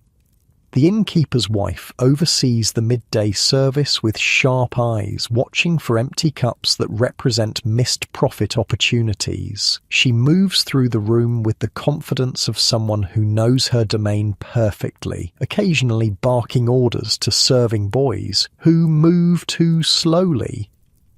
More ale to the merchant's table, bread's running low. You, check on the pottage pot. Make sure it doesn't burn. Unlike her husband's diplomatic approach, she rules through direct command, and the staff respond instantly to her orders. In many ways, she's the practical engine that keeps this place running while her husband handles the public-facing aspects of the business. Everyone has secrets, she says, catching you watching her. Everyone has something they don't want others to know. An innkeeper who remembers that fact never goes hungry. She gives you a meaningful look before moving on to supervise the clearing of emptied bowls. Outside, the sun beats down on the courtyard where a new group of travellers has arrived, a merchant caravan with heavily laden pack horses and a few armed men for protection. They've stopped for the midday meal and rest rather than overnight accommodation, so the stable boys are merely watering the animals and providing temporary shade rather than full stabling services. The merchant in charge, a prosperous-looking man in a travel-stained but good-quality cloak, enters the common room and scans it with the practiced eye of someone who spends his life assessing commercial opportunities. Spotting the wool merchants, he makes his way directly to their table. "Masters, good fortune finding you here. I've just come from the southern shearing." Another commercial connection made, another deal in the making. The inn serves as medieval business incubator, stock exchange, and social network all at once. By the hearth, an entirely different scene unfolds. A man with the rough hands of a labourer sits with his elderly father, supporting him as he shakily raises a spoon to his lips. "Eat, father. Bit more. Innkeeper's wife put extra meat in yours, see?" The old man manages another spoonful of pottage. "Good of her. Always had a soft spot for your mother. She did." This small moment of tenderness amid the business transactions reminds you that the inn serves emotional needs too, a place where a working man can bring his elderly father for what might be his only substantial meal of the day, where community connections maintain a social safety net of sorts. The tax collector descends from the upstairs office, his expression even sourer than before. Clearly, the innkeeper's bookkeeping has proven frustratingly adequate, legal enough to avoid penalties, but creative enough to minimize the tax burden. Gibbs and his men depart with minimal farewell, though you notice one of the guards accepts a discreet cup of ale from a serving boy as he leaves. Everyone has their price in this medieval economy of favours and obligations. The innkeeper returns to the common room, looking satisfied. "Another year, another assessment," he announces to the room at large. "Taxes remain the punishment for success, my friends." This draws appreciative chuckles from the merchants and local craftsmen, who clearly share his sentiment about taxation. As the midday meal concludes, the room's energy shifts again. Some customers leave, heading back to workshops or fields. Others linger, transitioning from eating to serious drinking, with games of dice appearing on several tables. A few people simply find comfortable corners to doze in, sleeping off their meal during the hottest part of the day. The innkeeper's wife appears at your side, wiping her hands on her apron. "Make yourself useful and help clear these tables," she says, nodding toward the recently vacated spots. "New crowd will be in soon for the afternoon ale." As you stack wooden bowls and gather scattered bread crusts, which will be collected for animal feed, nothing wasted in this economy, you listen to the fragments of conversation flowing around you. The midday crowd offers a cross-section of medieval society and its concerns, merchants discussing wool prices and shipping delays, craftsmen debating the quality of materials, farmers worrying over weather patterns and crop yields, women exchanging remedies for common ailments, young men boasting of exploits real or imagined, elders reminiscing about the hardships of years past. You realize you're eavesdropping on the collective conversation of a society, its hopes, fears, ambitions, and grievances all voiced within these walls. The inn isn't just a business, it's a crucial social institution where community happens. "That merchant caravan outside," says the cook, appearing beside you with a fresh batch of bread. 30 people wanting food, just like that, going to need more pottage. She doesn't seem distressed by this, merely stating the reality of inn life, constant adjustment to fluctuating demand. Through the window, you see the merchant caravan beginning to organize itself for departure. Their stop has been brief but productive. Animals watered, people fed, business connections made, information gathered. Medieval travel efficiency at its finest. Inside, the common room settles into its post-meal lull. This is a quieter, more contemplative phase of the inn's day. A few patrons doze at tables. The serving boys move at a more relaxed pace, cleaning up from the midday rush. The innkeeper himself takes a rare moment to sit down, sharing a cup of better quality wine with one of the wool merchants, their conversation low and punctuated by occasional knowing laughter. This, too, is part of the rhythm of the medieval inn, the brief respite between meal services, the calm before the next wave of activity. Outside, the afternoon sun begins its slow descent. The shadows in the courtyard lengthen imperceptibly. Another transition approaches. The innkeeper glances around his domain with the satisfaction of a man whose complex business is functioning exactly as it should. Meeting your eye, he raises his cup in a small salute, acknowledging your observation of this world within a world, this crossroads of commerce, communication, and community that is the medieval inn at midday. The afternoon sun hangs heavy in the sky as a peculiar quiet descends upon the White Hart Inn. The frantic energy of morning departures and midday commerce has faded, leaving behind a drowsy lull that feels almost sacred. This is the hidden interval in a medieval inn's day. The brief window when time itself seems to slow, when even the most bustling establishment catches its breath before the evening's demands. You find yourself in the courtyard, enjoying the relative peace. A few chickens scratch in the dirt, pecking at invisible treasures. The inn's cat, the professional mouser you met in the kitchen before dawn, sprawls in a patch of sunlight, one eye lazily tracking the chickens, as if calculating whether they're worth the effort on such a warm afternoon. The relative quiet is broken by the distant sound of creaking wheels. You look toward the road and spot a heavily laden cart making its slow approach. The cart is piled high with split logs, firewood, one of the inn's most crucial supplies. "Right on time," says the innkeeper, appearing beside you. He shed his more formal midday demeanor, sleeves now rolled up, ready for physical work. "Afternoon wood delivery. Can't run an inn without a mountain of firewood."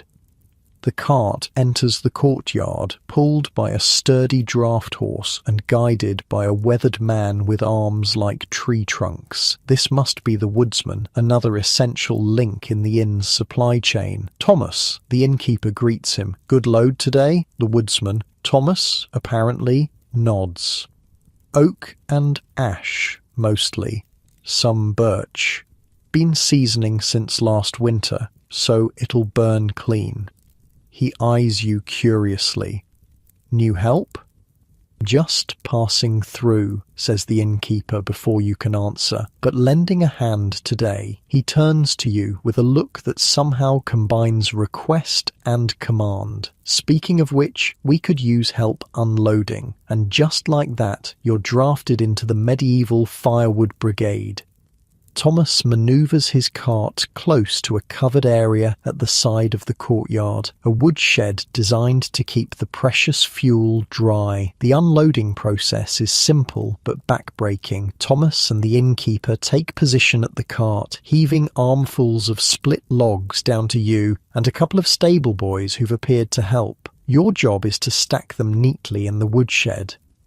The rhythm of the work soon has you sweating despite the cooling afternoon. Lift, stack, return, repeat. The physical reality of maintaining a medieval inn hits you in muscles you didn't know you had. Your soft modern hands quickly develop splinters, making you envy the calloused palms of your medieval counterparts. Inn this size goes through 2, sometimes 3 cartloads a week in winter, Thomas tells you between loads. Cooking, heating, hot water, all needs feeding with wood. He nods toward the innkeeper. Hart here knows to buy ahead and store it proper. Some innkeepers try to save coin by buying green wood, then wonder why their fires smoke and their rooms stay cold. The innkeeper grunts in acknowledgement as he heaves another armload down. Can't skimp on wood or ale, guests forgive a lumpy bed faster than a cold room or weak drink. As you work, you notice how the woodpile is organised. Not just a random heap, but a carefully managed system. Older, fully dried wood at the front for immediate use. Newer deliveries at the back to continue seasoning. Different types separated according to purpose. Oak for long-lasting heat. Quick-burning birch for fast-cooking fires. Fragrant applewood saved for smoking meats. Just one more example of the sophisticated systems that keep this medieval business running, invisible to most guests but crucial to their comfort. The unloading takes the better part of an hour. When the cart stands empty, Thomas produces a cloth-wrapped package from beneath his seat. And wife sent these, thought you might like them for the evening crowd. The innkeeper unwraps the cloth to reveal several bundles of herbs, rosemary, sage, and something that might be lavender. Bless her, he says, genuinely pleased. These'll freshen the common room nicely. A small transaction follows, not with coins, but with a large wrapped package the innkeeper retrieves from the kitchen. Leftover bread and 2 pork knuckles, he says, and a jug of the new ale to try. Thomas accepts this payment with a satisfied nod. The medieval economy runs as much on barter and exchange as it does on actual currency, especially among regular business partners with established relationships. Back in a few days, Thomas says as he climbs back onto his cart. Save those jugs. Need them back. As he departs, the innkeeper turns to you. Good work. You've earned a rest and something to drink. Inside, the common room has transformed yet again. The midday crowd has largely dispersed, leaving only a few dedicated drinkers nursing cups of ale in corners. Serving boys sweep the floor and wipe down tables, preparing for the evening to come. The innkeeper leads you to a small table and gestures for a boy to bring drinks. Afternoon's always quiet, he explains, settling his bulk onto a bench with a sigh of relief. Everyone's either gone back to work or sleeping off their dinner. Won't pick up again until travellers start arriving for the night. This lull, you realise, is a strategic opportunity for the inn to prepare for evening demands. The staff doesn't waste it. All around you, people are engaged in essential tasks. The cook stands in the kitchen doorway, chopping vegetables for the evening pottage. 2 young girls scrub floor rushes with herbs to freshen them. The innkeeper's wife sits at a table checking off items in a ledger, her lips moving silently as she counts. What's the hardest part? You ask the innkeeper, genuinely curious about the challenges of running a medieval hospitality business. He considers this as he takes a deep drink of ale. Balance, he says finally. Having enough but not too much. Food that spoils before it's eaten is money lost. Rooms that sit empty? Same thing. But turn away guests because you're short on bread or beds. That's reputation damaged. How do you know how many will come each night? He shrugs. You don't, not exactly, but you learn the patterns. Market days bring merchants, saints' feast days bring pilgrims, good weather brings everyone. Certain seasons are busy, others so quiet you wonder if the road itself has died. He taps his temple. Good innkeeper keeps all that up here, plans accordingly. This conversation is interrupted by the arrival of yet another supplier, a round-faced woman carrying a covered basket that emanates a distinctly dairy-like smell. "Ah, Mistress Ellen," says the innkeeper, rising to greet her. "The cheese arrived safely, I see." 6 rounds of hard cheese for storing, she confirms, placing her basket on the table, and 2 soft ones for eating soon, made just yesterday. You peer into the basket to see the neat rounds of cheese, some wrapped in cloth, others in leaves. Medieval refrigeration relied on cool storage spaces and careful timing. The hard cheeses would last months in the right conditions, while the soft varieties needed to be consumed within days. "Perfect," says the innkeeper, examining her wares with an expert eye. "The last batch was excellent. Had a merchant from London ask where I got it." The cheesemaker beams at this praise. "Did you tell him?"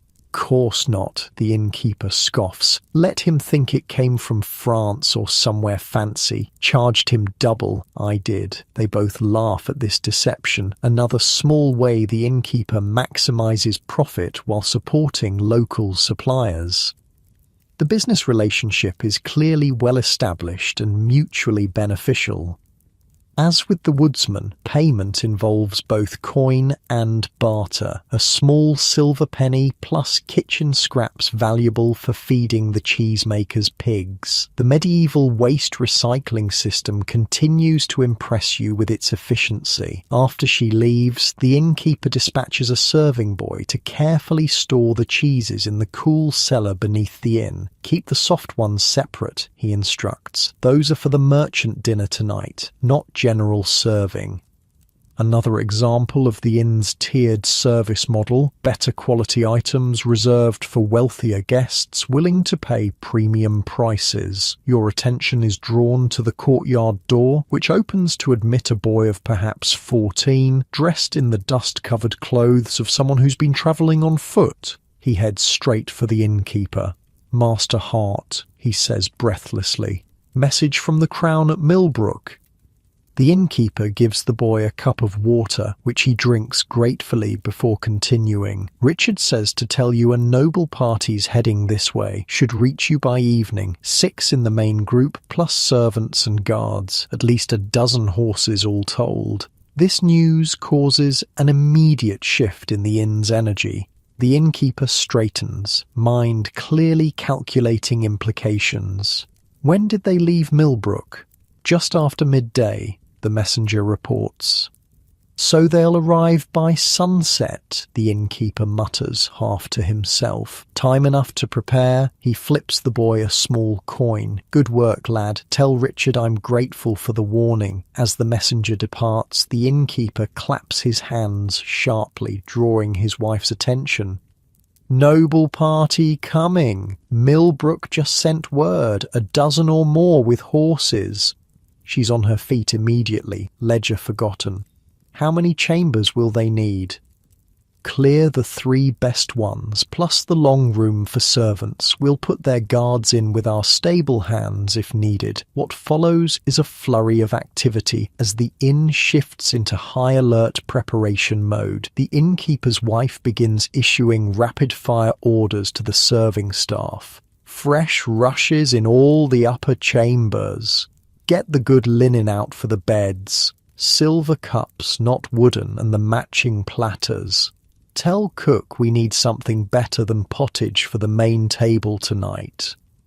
The lazy afternoon atmosphere vanishes completely. Girls rush upstairs with armfuls of clean linens. Boys are dispatched to the cellar to bring up the better wine and the innkeeper's prized silver cups. Not actually silver, you suspect, but pewter polish to a high shine. The cook emerges from the kitchen, wiping her hands, to consult with the innkeeper's wife about the evening meal. Their conversation is intense and detailed, centering on how to transform ordinary provisions into something that will satisfy noble expectations. The capon we were saving for Sunday? Yes, and perhaps the rabbit pie. Do we still have those dried fruits from France? A small amount. Enough to garnish at least. You find yourself once again drafted into service, this time helping to spread fresh rushes on the floor of the common room. These aren't just ordinary reeds, but are mixed with dried herbs, the ones from the woodsman's wife and others from the inn's own store. As you scatter them across the floor, they release a pleasant, fragrant smell that helps combat the less appealing odours of a well-used medieval public space. Nobles expect special treatment, explains the serving boy working alongside you. Clean rushes, best food, private chambers, their own servants attended to, and they still complain more than ordinary folk. Why bother with them then, you ask? He looks at you like you've lost your mind. Because they pay triple or more what ordinary travellers do. One noble party can bring in as much coin as a week of regular guests. The economic reality of medieval hospitality laid bare. Social hierarchy translated directly into business strategy. Outside in the courtyard, similar preparations are underway. Stable boys muck out the best stalls and put down fresh straw in anticipation of the noble horses.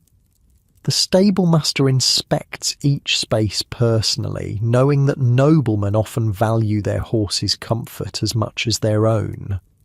The innkeeper himself has disappeared into his private office with his ledger, presumably rearranging the night's planned accommodations to make space for these unexpected but lucrative guests. In the kitchen, the afternoon's relaxed pace has been replaced by controlled chaos. The evening meal preparation, normally a steady process, has been thrown into disarray by the need for special dishes on short notice.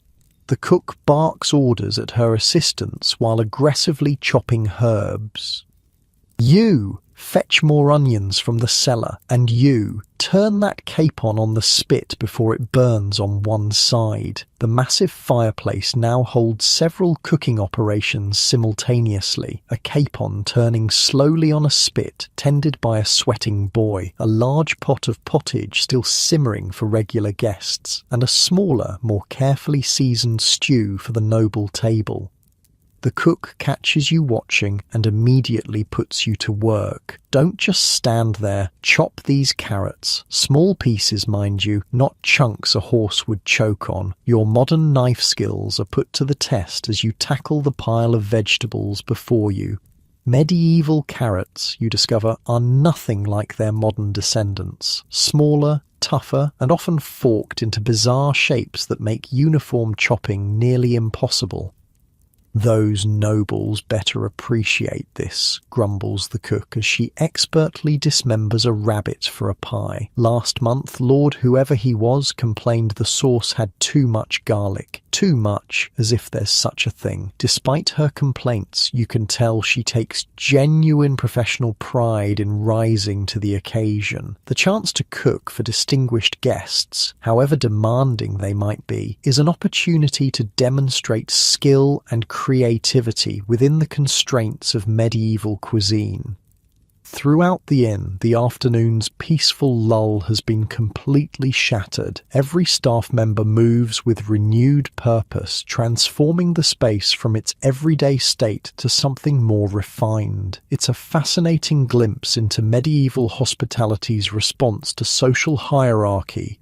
The same building, the same staff, but an entirely different level of service activated on demand.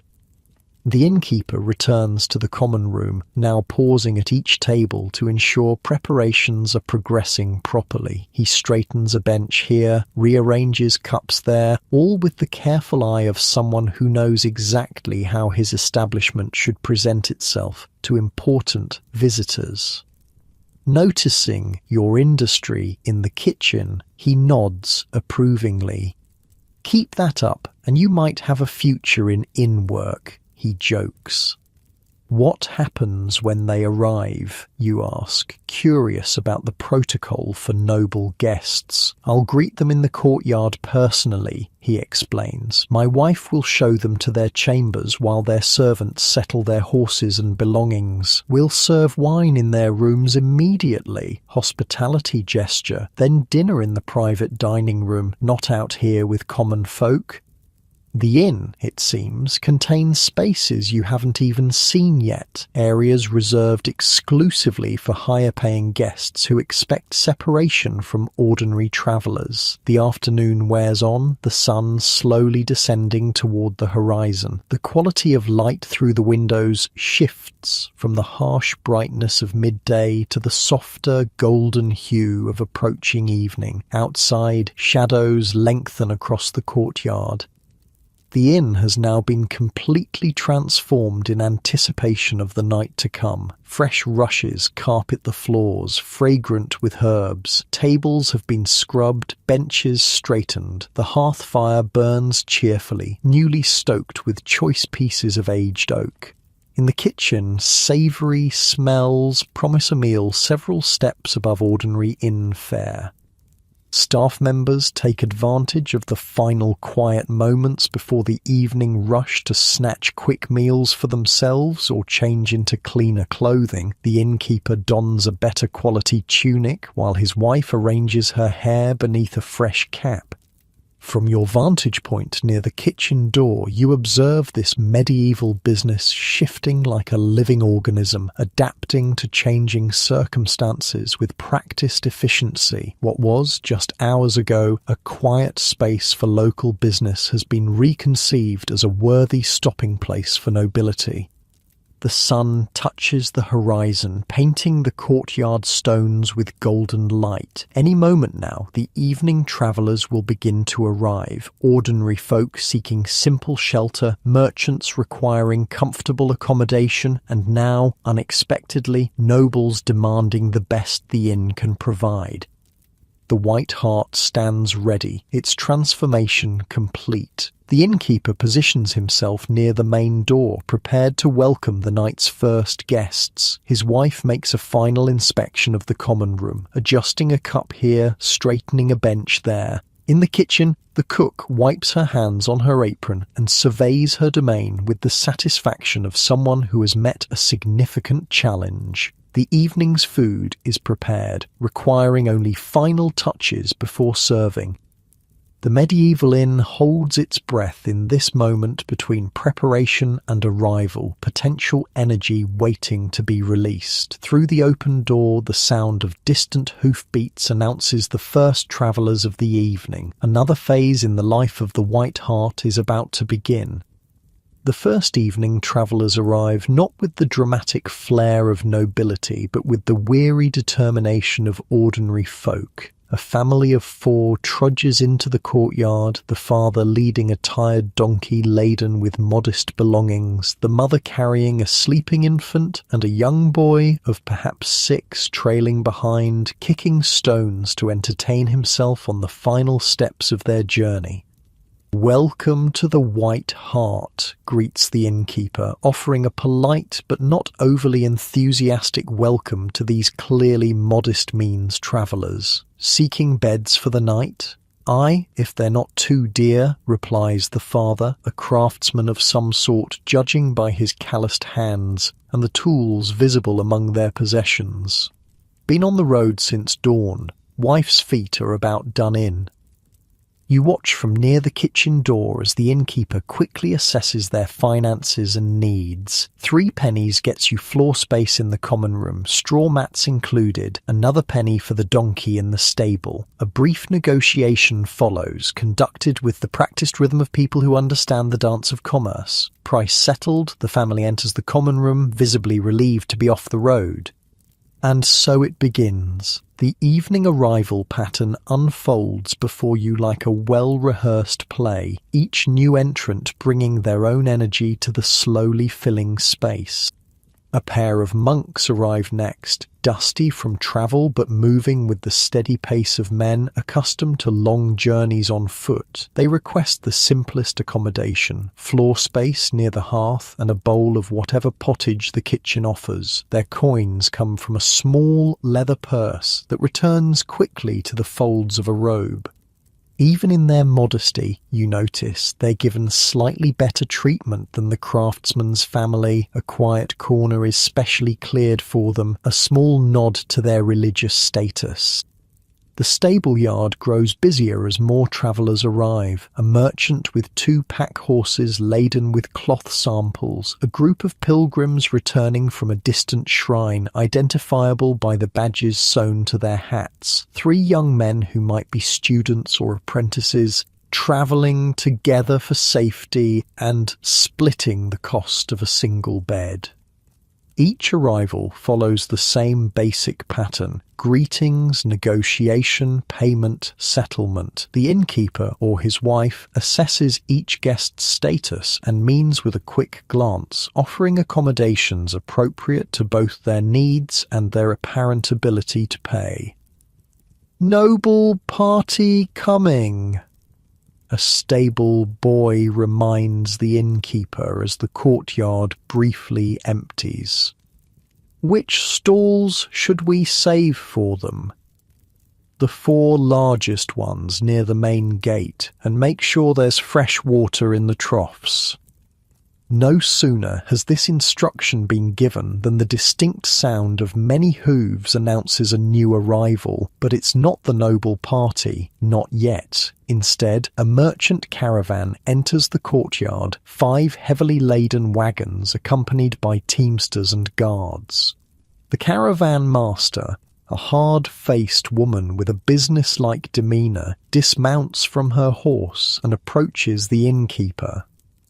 "Margaret Cooper," she introduces herself. "We need secure storage for our goods, stabling for 12 horses and beds for 15. 2 private rooms if you have them, the rest can share." This large party creates a flurry of activity. The stable master personally directs which animals go where. The innkeeper leads Margaret to inspect the storage options, a locked room adjacent to the stables where valuable merchandise can be secured overnight. "2 guards will remain with our goods," she insists. "They'll need food brought to them." The innkeeper agrees with a nod. Customer accommodations are flexible when the party is large enough to justify special arrangements. You've been sent to help in the kitchen, where the cook is in her element orchestrating the evening meal service with military precision. The large cauldron of pottage, thicker and more substantial than the midday version, bubbles over the fire. Fresh loaves are arranged in baskets. The special dishes for the expected noble guests wait covered on a side table.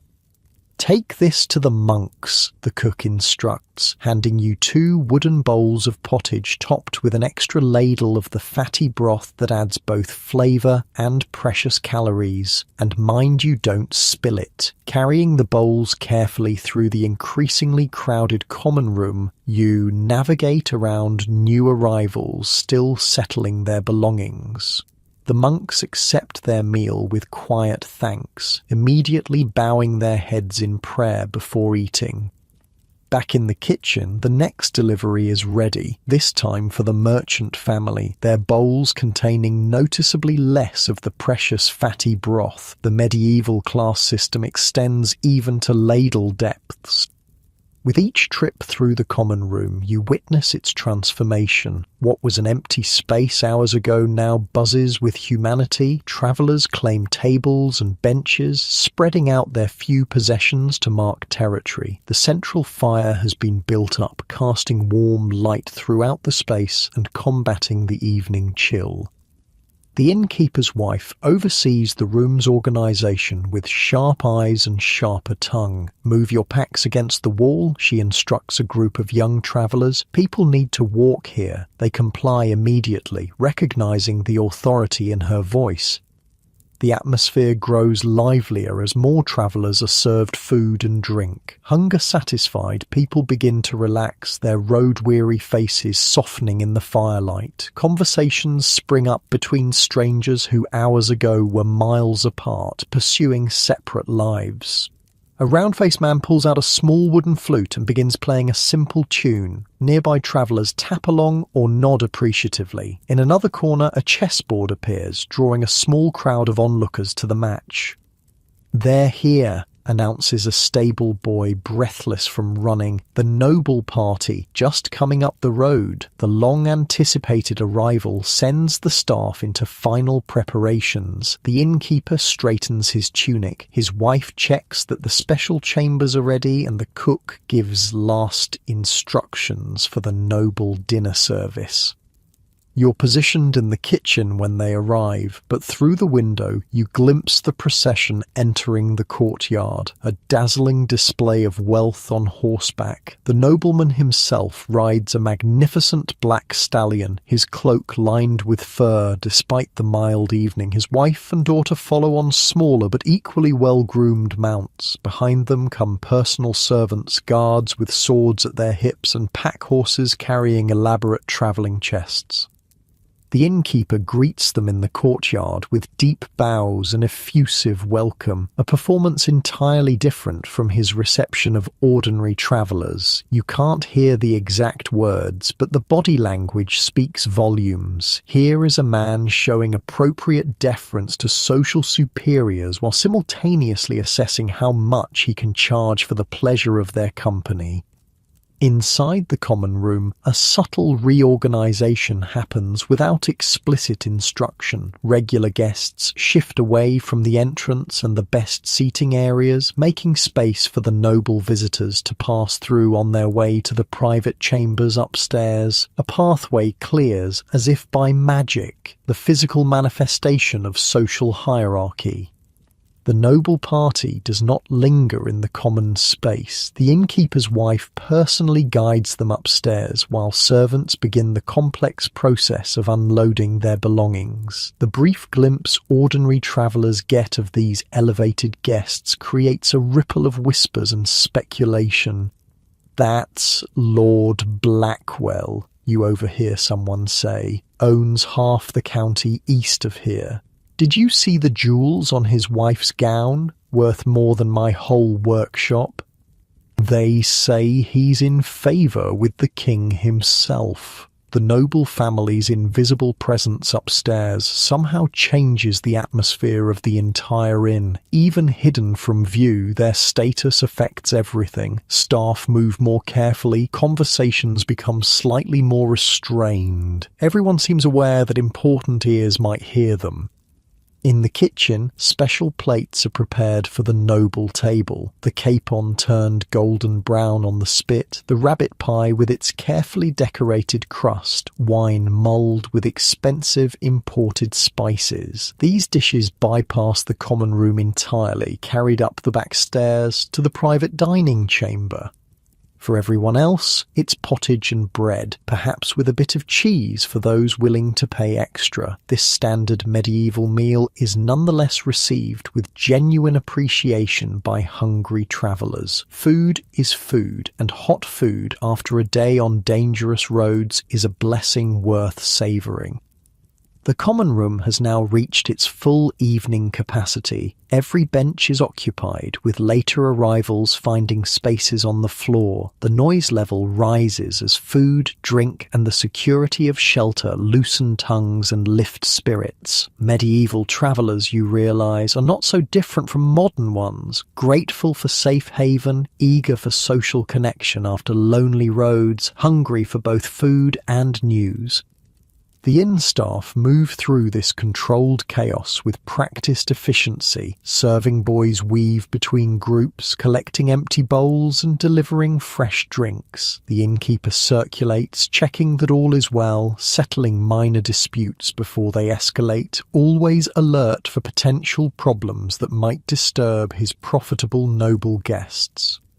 In one corner, the dice game that started innocently enough is getting rowdier as the stakes rise. Two merchants who clearly don't know each other well are accusing each other of cheating, their voices growing louder with each exchange. "I saw what you did with that die. Are you calling me a cheat, you provincial hack?"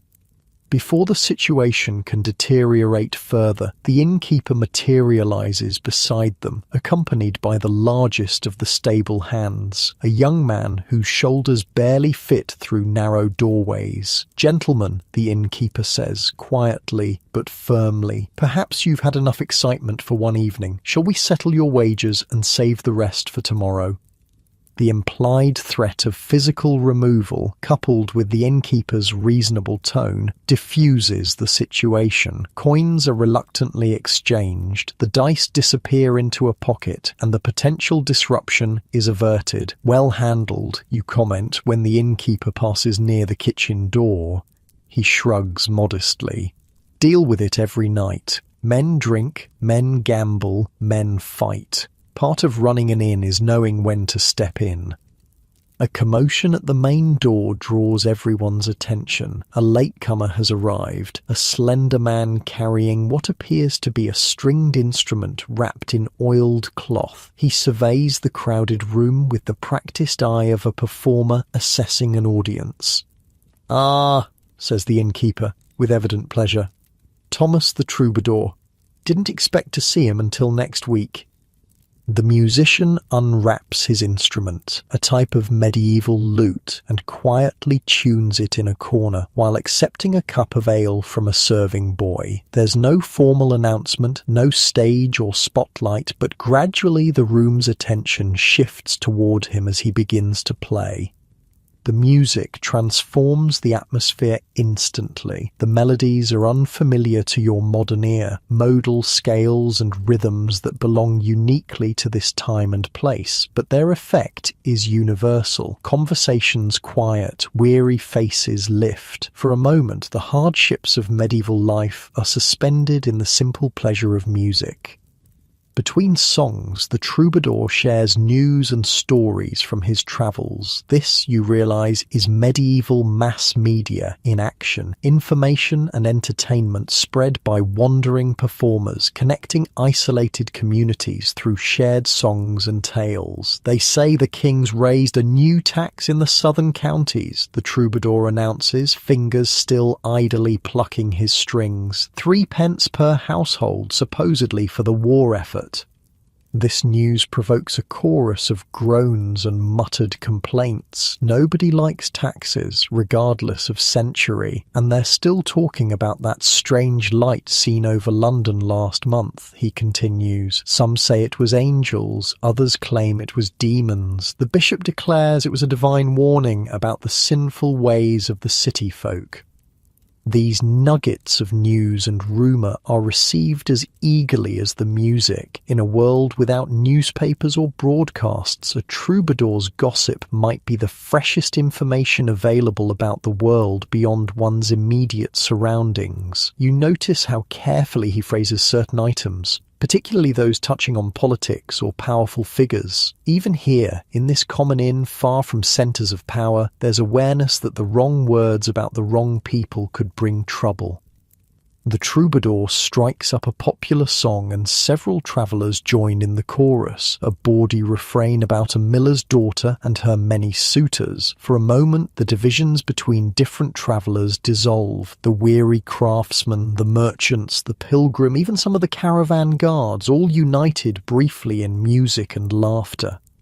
Through it all, the innkeeper and his staff maintain the steady rhythm of service. Fresh rushes are spread where the floor has become dirty, candles are lit as darkness deepens outside, more ale is brought from the cellar, the common room transitions from dinner space to evening entertainment venue to eventual sleeping area, all without interrupting its function as the heart of the inn.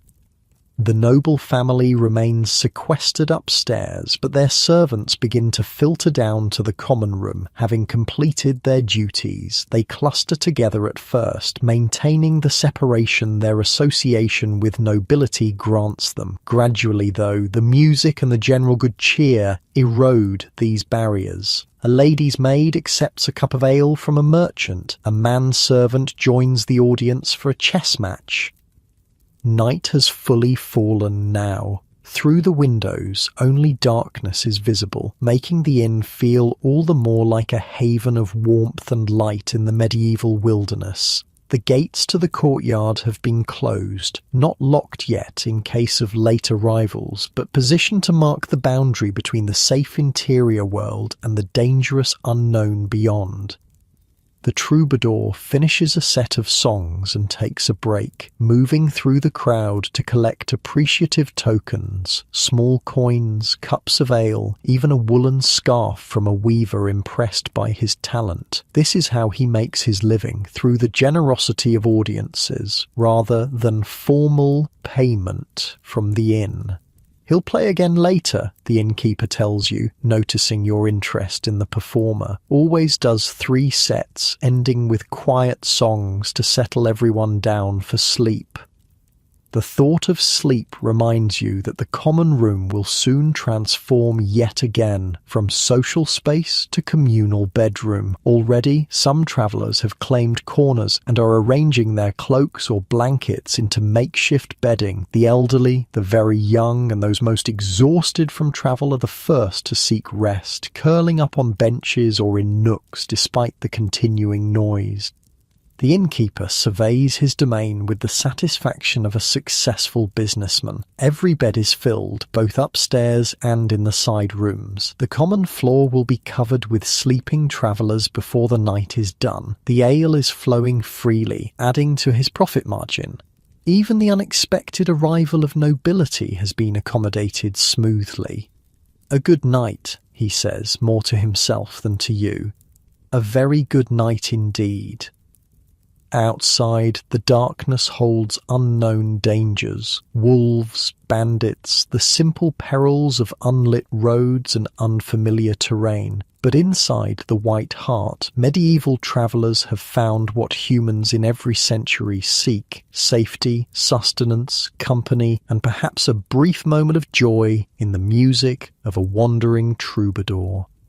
The innkeeper moves away to settle a minor dispute over seating arrangements. The fire crackles in the central hearth, sending shadows dancing across the crowded room. For all its differences from modern accommodation, the smoke, the shared space, the lack of privacy, the medieval inn fulfills the same fundamental purpose as its descendants across the centuries, providing sanctuary to those far from home. Evening has fully arrived at the White Hart, and with it the most social phase of the inn's daily cycle. What happens next, as night deepens and weary travellers seek their rest, is yet another chapter in the rhythm of this medieval crossroads. Night creeps over the White Hart like a living thing, deepening shadows in corners, making the fire's glow seem brighter, more necessary. Outside, darkness is complete. No streetlights, no headlights, just the occasional glimpse of stars between clouds and maybe a distant lantern from another building. Inside, the common room has reached its final form of the day, no longer a dining hall or meeting place, but a curious hybrid of entertainment venue and dormitory. The troubadour has returned to his corner after a brief rest, instrument tuned, voice cleared with a sip of ale. His second set begins with livelier songs than his first, ballads that invite participation, stories set to music that capture attention. Here's one you might know, he announces, strumming an introduction. The tale of Sir Roland and the Enchanted Forest. Several voices cheer in recognition. This must be a popular medieval hit, the equivalent of a crowd pleaser that gets everyone singing along. Sure enough, by the chorus, at least a dozen travellers have joined in, some singing with the practiced ease of those who know the words well, others mumbling along, picking up phrases as they go.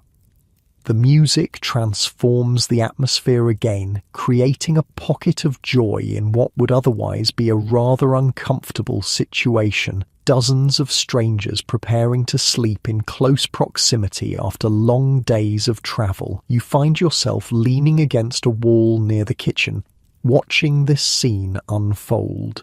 The innkeeper appears beside you, also observing his common room with a proprietor's assessing eye.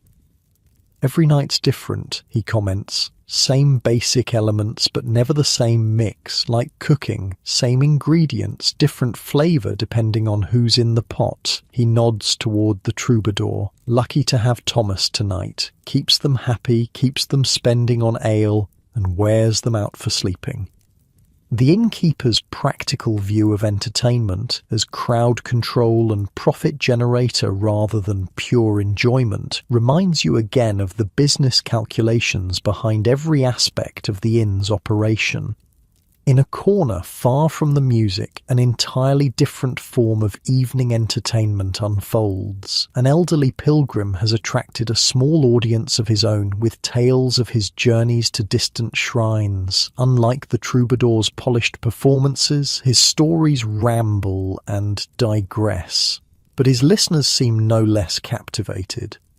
The cathedral at Santiago rises like a mountain made by man, he tells them, gnarled hands gesturing upward to illustrate impossible height. The journey near killed me, bandits in the passes, storms that soaked me to the bone, but the moment I saw those towers, every hardship fell away.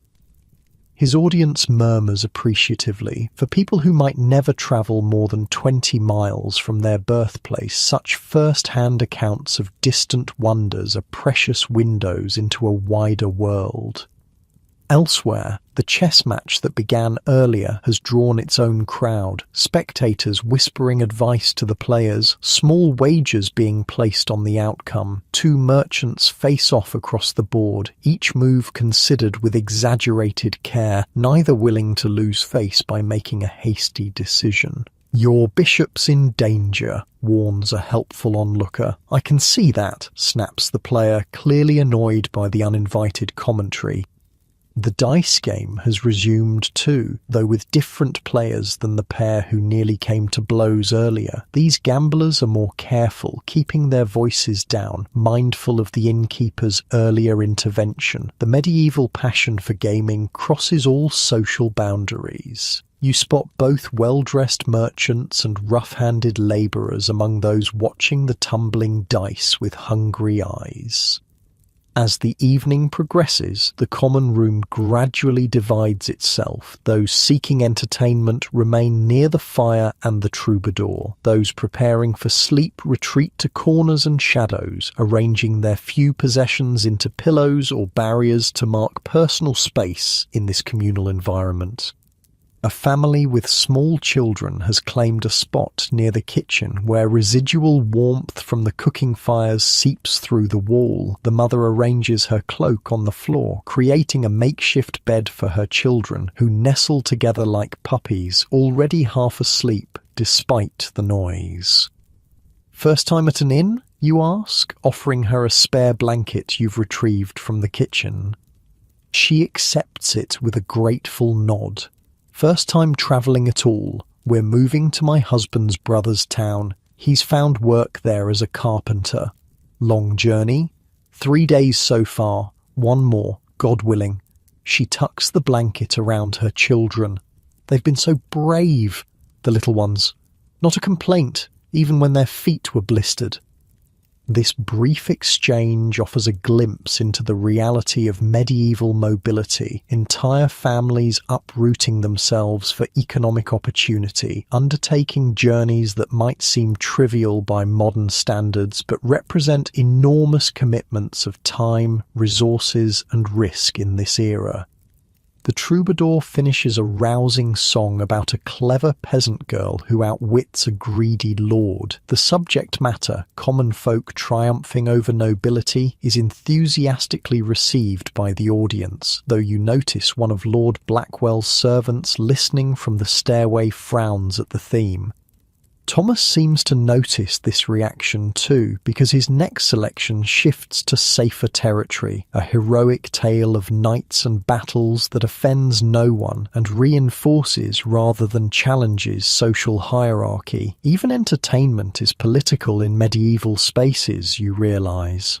The troubadour must navigate the expectations and sensitivities of a mixed audience, pleasing the common folk who make up the majority of his listeners without antagonising those with power. The innkeeper circulates again, checking on his guests, ensuring all is well. He pauses by a bench where an older traveller appears to be in some discomfort. "Joints troubling you, master?" he asks. The man nods, grimacing as he tries to find a comfortable position. "Roads aggravate my knees, something terrible. Used to be a soldier. Old wounds never fully heal." The innkeeper disappears briefly into the kitchen, returning with a small clay pot. "Rub this on. My wife makes it with herbs from our garden. Won't cure you, but might ease the pain enough for sleep." The traveller accepts this small kindness with evident gratitude. "God bless you, innkeeper." This interaction reveals yet another facet of the innkeeper's role, part businessman, part host, sometimes even amateur healer. In a world without convenience stores or pharmacies, such informal remedies are often the only relief available for common ailments. Near the main door, the innkeeper's wife supervises as a serving boy secures the entrance for the night, dropping a heavy wooden bar into brackets on either side of the door. The courtyard gate has already been locked, she confirms. The White Hart is now sealed against the dangers of the medieval night. "Anyone still outside is staying outside," she announces to the room at large. "Bars down for the night."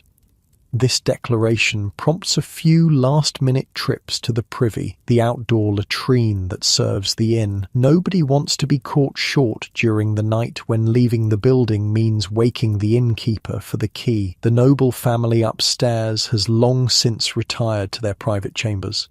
Their evening meal concluded, their comfort assured by attentive servants. Their presence is still felt, however, in the careful way the innkeeper moderates noise levels as the hour grows later. "Keep it down," he warns a group of particularly enthusiastic singers. Quality guests upstairs need their rest. The troubadour reads the room expertly, transitioning to quieter, more soothing melodies as the energy naturally begins to ebb. His final set will be deliberately calming lullabies and gentle ballads designed to ease the transition to sleep. Meanwhile, the practical aspects of converting the common room to sleeping space continue around the edges of the entertainment. Serving boys collect abandoned cups and bowls. The innkeeper's wife distributes additional blankets to those who've paid for them. One corner of the room is designated for women travelling alone, offering modest separation if not true privacy. Security arrangements for the night become visible too. The largest of the stable hands positions himself near the main door with a sturdy cudgel, not brandished threateningly, but present and visible. The message is clear: disturbances won't be tolerated once the room settles for sleep. "Do you have problems with theft?" you ask the innkeeper quietly. He shrugs. Show me a room full of strangers sleeping near their valuables, and I'll show you temptation. Most nights pass peacefully enough, but best to have what by the door discourages the opportunity seekers. The chess match concludes with a decisive victory for one of the merchants.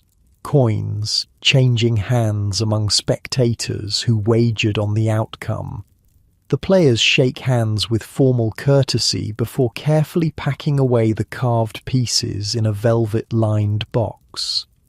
The dice game continues in hushed tones, players hunched close together to keep their activity semi-private. The innkeeper watches from a distance but doesn't intervene as long as they remain quiet.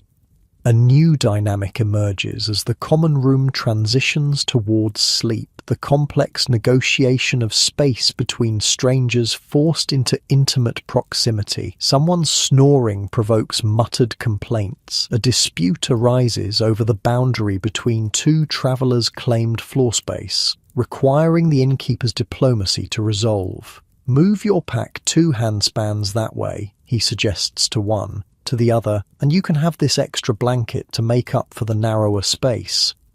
Both parties accept this solution, neither entirely satisfied but neither willing to make a scene. The social contract of the medieval inn requires compromise and tolerance from all guests. The troubadour begins what is clearly his final song of the night, a gentle, almost hypnotic melody with simple, repetitive lyrics that invite drowsy listeners to lose themselves in its rhythm.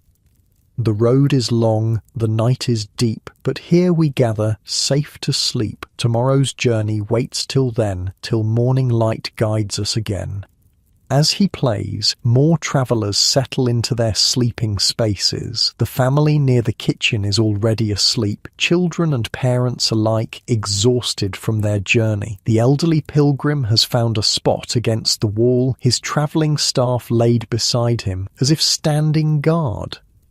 The chess-playing merchants have claimed adjacent benches, using their cloaks as blankets. The common room's transformation is nearly complete. What began as an eating space became a marketplace, then a social hub, and is now in its final evolution, a communal bedroom unlike anything in modern experience. The innkeeper catches your eye and beckons you toward the kitchen. "Come," he says quietly. Staff eats last when the guests are settled. In the kitchen, the evening meal for the inn's workers is underway, a simple affair of leftover pottage, bread that's a bit stale, and small cups of watered ale. The cook, serving boys, stable hands, and chambermaids gather around the central table, too tired for much conversation but clearly appreciating this moment of rest after a long day. "Good work today," the innkeeper tells them, taking his own seat. "Lord Blackwell's man says they'll be staying tomorrow night as well. Extra coin for all of you if they leave satisfied." This announcement generates a small ripple of enthusiasm. Even the prospect of additional work seems welcome when paired with additional payment. You find yourself seated between a stable boy who can't be more than 12 and an older serving man whose lined face suggests decades in similar service. The contrast between them, one at the beginning of a working life, one near its end, offers a glimpse into the limited mobility of medieval occupations. The boy will likely grow into the man's position, and someone else's child will take his place in the stables, the cycle continuing unbroken. The meal is consumed quickly, everyone aware that sleep is a precious commodity in short supply. Kitchen staff will rise before dawn to begin bread making. Stable hands must be up to tend horses whose owners will depart at first light. Even a few hours of rest are valuable in this world of endless physical labour. As the staff finish eating, the innkeeper's wife distributes sleeping arrangements. Girls in the storage room behind the kitchen, boys in the stable loft. Mind you don't oversleep. Unlike guests, staff don't question their accommodations or complain about discomfort. This hierarchy of comfort, nobles in private chambers, common travellers in the common room, staff in whatever spaces remain, is simply the accepted order. "What about the night watch?" asks one of the older, stable hands. "Your first shift," replies the innkeeper, "until midnight, then wake Tom for second." Security, you realize, continues through the night. Not just the visible presence by the door, but actual guards patrolling the property at intervals. Medieval inns faced threats from both outside intruders and internal troublemakers. Vigilance was a business necessity. After the staff meal concludes, you follow the innkeeper back to the common room for a final check before he retires. The space has transformed yet again, now dark except for the dying fire and a few small rushlights maintained for safety. The troubadour has finished his performance and claimed his own sleeping space near the hearth, a choice spot reserved by the innkeeper as part of his compensation. Most travellers are now asleep or pretending to be, curled on benches or floor space, using packs as pillows, wrapped in cloaks or blankets against the night chill. The collective sound of breathing, punctuated by occasional snores or coughs, creates a peculiar intimacy. Dozens of strangers sharing this most vulnerable of states. The innkeeper makes a slow circuit of the room, checking that all is secure, that no candles remain lit to pose a fire hazard, that the most valuable items have been properly stored rather than left temptingly visible. "Sleep while you can," he advises you quietly. Kitchen fires start before dawn.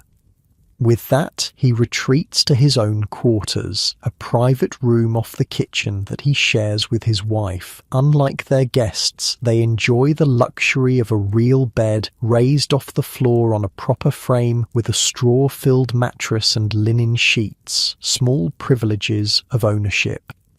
Left alone in the common room, you find a vacant corner and settle in, using your cloak as both mattress and blanket as you've seen others do. The floor is hard beneath you, the smells of smoke, food, and unwashed bodies inescapable, the sounds of strangers unsettlingly close. Yet there's an unexpected comfort in this shared experience, the knowledge that for centuries travellers found rest in exactly this way, huddled together against the darkness, finding safety in numbers and shelter within solid walls. From your position, you can see the main door with its heavy bar, the glowing embers of the central hearth, and the shadowy forms of fellow travellers scattered across the room. The night watch, the stable hand assigned first shift, paces slowly around the perimeter, his footsteps a soft, reassuring rhythm in the darkness. Medieval darkness is profound in a way modern people rarely experience. No ambient light from electronics, no distant glow of cities, just the absolute absence of light where fire or candles don't reach. The corners of the room disappear into impenetrable shadow. Only the faint red glow of the banked hearth fire offers any illumination. In this near darkness, sounds become more prominent. The creaking of the building as it settles, the rustle of straw as someone shifts position, a child's sleepy murmur, the distant nickering of horses in the stable. Each sound anchors you in this moment, this place so removed from modern experience, yet connected by the universal human needs for shelter, safety, and rest.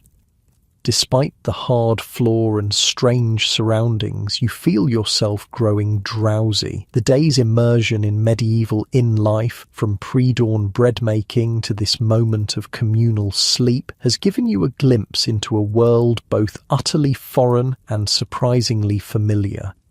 The innkeeper was right about one thing. Every night at the White Hart is different, shaped by the unique combination of travellers who happen to converge on this spot. Tonight's gathering, the noble family, the merchant caravan, the craftsman's family seeking a new life, the pilgrim, the chess players, the musicians, will never be replicated exactly. Yet the pattern itself is ancient and enduring. For as long as roads have connected human settlements, travellers have sought shelter where those roads cross. Inns like the White Hart stand at these crossroads, offering the essentials that all journeys require: food, drink, shelter, security, perhaps even a moment of connection through shared stories or songs. Your last thought before sleep claims you is how these fundamental needs remain unchanged across centuries. For all the differences in comfort and convenience between medieval and modern travel, the core experience, seeking safe haven at day's end, connects you directly to every traveller who ever laid their head on this floor. Outside, the medieval night continues its slow passage. The watch changes at midnight, one weary guard replacing another. Inside, the White Hart cradles its temporary community in solid walls of stone and timber, a sanctuary against darkness until dawn brings the cycle back to its beginning. The deepest hours of night at the White Hart belong to shadows and secrets. Sometime after midnight, the common room achieves a rare state of near silence, broken only by the chorus of sleep sounds, the occasional creak of timber, and the soft footfalls of the night watchman making his rounds. This is the medieval midnight, the true dark of night, when even an inn full of travellers surrenders to the rhythms of a world without artificial light. You drift in and out of sleep on your hard corner of floor, never quite achieving the deep rest your body craves. Each time you surface to consciousness, you catch glimpses of the inn's nocturnal life, vignettes that most travellers, wrapped in exhausted slumber, never witnessed. The night watchman, Tom, who took over the second shift, paces slowly around the perimeter of the common room, pausing occasionally to listen at the main door or peer out a shuttered window. His presence is both security and deterrent, a visible reminder that the inn takes its responsibilities seriously. In his hand he carries a short cudgel, at his belt a ring of heavy iron keys. In his pocket, you imagine, there's a whistle or bell to raise alarm if needed. Most nights pass without incident, but medieval inns faced real threats, from opportunistic thieves targeting sleeping travellers to organised brigands who might see a prosperous establishment as worth the risk of a night raid. Tom's vigilance is not merely ceremonial. In one corner, the inn's mouser prowls with silent intensity. Earlier, she was a lazy presence in the sunny courtyard. Now, in these dark hours, she becomes a dedicated hunter, slipping between sleeping forms with liquid grace, eyes gleaming when they catch the faintest light from the banked fire. Her midnight patrols are as important to the inn's operation as any human task. Without her, vermin would quickly overrun the food stores.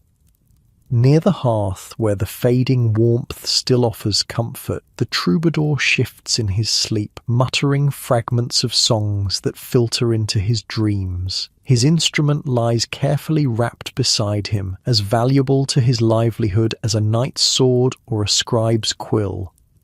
The merchant family who claimed a prime sleeping space near the kitchen wall sleep fitfully, parents instinctively shifting to check on children throughout the night. Even in sleep, the responsibility of guardianship continues, a universal constant across centuries of human experience. In the furthest corner from the door, where shadows are deepest, someone is not sleeping at all. A solitary traveller sits upright, back against the wall, eyes open and watchful. Trust comes hard to some who walk medieval roads. For this person, the risk of vulnerable sleep among strangers outweighs the discomfort of night-long vigilance. Outside, an owl calls. Once, twice, then silence. The night watch at the nearby church tower calls out the hour, though few are awake to hear it. 3 of the clock and all's well. 3 in the morning, a significant hour in the medieval inn's cycle. As if responding to some invisible signal, the kitchen door opens quietly. A boy of perhaps 10, the youngest of the kitchen apprentices, emerges carrying a small lantern. His job, the earliest of the morning tasks, is to rekindle the kitchen fires that have been banked overnight. The day at the White Hart begins not with dawn, but hours before, in darkness so complete it makes the small flame of his lantern seem brilliant by contrast. The boy moves carefully between sleeping forms practiced at this daily navigation. No one stirs as he passes. Travellers have learned to sleep through minor disturbances or risk getting no rest at all in these communal conditions. You rise quietly and follow him, drawn by curiosity about this transition moment, the precise point where one day ends and another begins. He doesn't question your presence as you enter the kitchen behind him, perhaps assuming you're another staff member assigned to early duties. The kitchen is cold, the massive hearth holding only the faintest embers from yesterday's fires. The boy kneels before it, adding kindling with careful deliberation. His movements are precise, economical, the actions of someone who performs this ritual daily and understands its importance. A failed fire means delayed bread, which means hungry travellers, which means an innkeeper's displeasure. Small flames catch, illuminating his concentrated face. He's still a child, you realise, yet bears responsibility that would overwhelm many adults in the modern world. His day began at 3 a.m. and will likely continue until after evening service concludes. Perhaps 16 hours of continuous labour, considered entirely normal in this medieval context. Need help? You whisper, mindful of sleeping travellers beyond the kitchen door. He looks up, surprised by the offer. You can fetch water if you want, 2 buckets from the well. Outside in the courtyard, the night feels different, larger, more enveloping without walls to contain it. The stars overhead are brilliant in a way modern light pollution has erased from most experiences. The Milky Way stretches across the sky, a river of light that medieval travellers used as one of many celestial navigation aids. The well stands in the centre of the courtyard, its stone wall solid and reassuring in the darkness. You work the winch mechanism, listening to the creak of rope and the distant splash as the bucket hits water far below. Drawing water is harder than it looks. The filled bucket weighs far more than expected, requiring real strength to crank it back to the surface. By your second trip back to the kitchen, carrying sloshing buckets that strain your arms, more staff have appeared. The head cook has arrived, her imposing presence filling the space despite the early hour. 2 more kitchen boys, bleary-eyed but moving with purpose, are already measuring flour for the day's bread. Put it there, the cook directs, pointing to a large wooden trough where dough will be mixed. Then make yourself useful or get out of the way. The medieval workday waits for no one. There's no gentle easing into morning responsibilities, no moment of quiet contemplation with a cup of coffee. The rhythm of the inn demands immediate, focused labour from the moment of waking. The first fires are now burning properly, bringing welcome warmth to the kitchen. More lanterns are lit, creating pools of light in which each worker performs their assigned tasks. The space transforms from dark, cold emptiness to functional workshop through these deliberate human actions. The cook begins mixing dough in the large wooden trough. Flour, water, salt, and a piece of starter dough saved from yesterday's batch. Her strong arms work methodically, kneading and turning with practiced efficiency. This is the first bread of the day, which must be ready when travellers wake at dawn. More staff appear as the hour progresses. The innkeeper's wife arrives to check on kitchen preparations. A stable boy slips in for a quick drink of water before heading out to begin his own early tasks, checking on valuable horses, mucking out stalls in preparation for morning departures. Through the kitchen window, the faintest lightening becomes visible in the eastern sky. Not dawn yet, but its first harbinger. Night is beginning its slow retreat. In the common room beyond the kitchen door, the earliest risers among the travellers are beginning to stir. Those with the furthest to travel that day, those with particularly valuable merchandise to check before departure, those whose internal clocks are set to farming rhythms, regardless of circumstance. They move quietly through the pre-dawn darkness, gathering their possessions, preparing for the road ahead.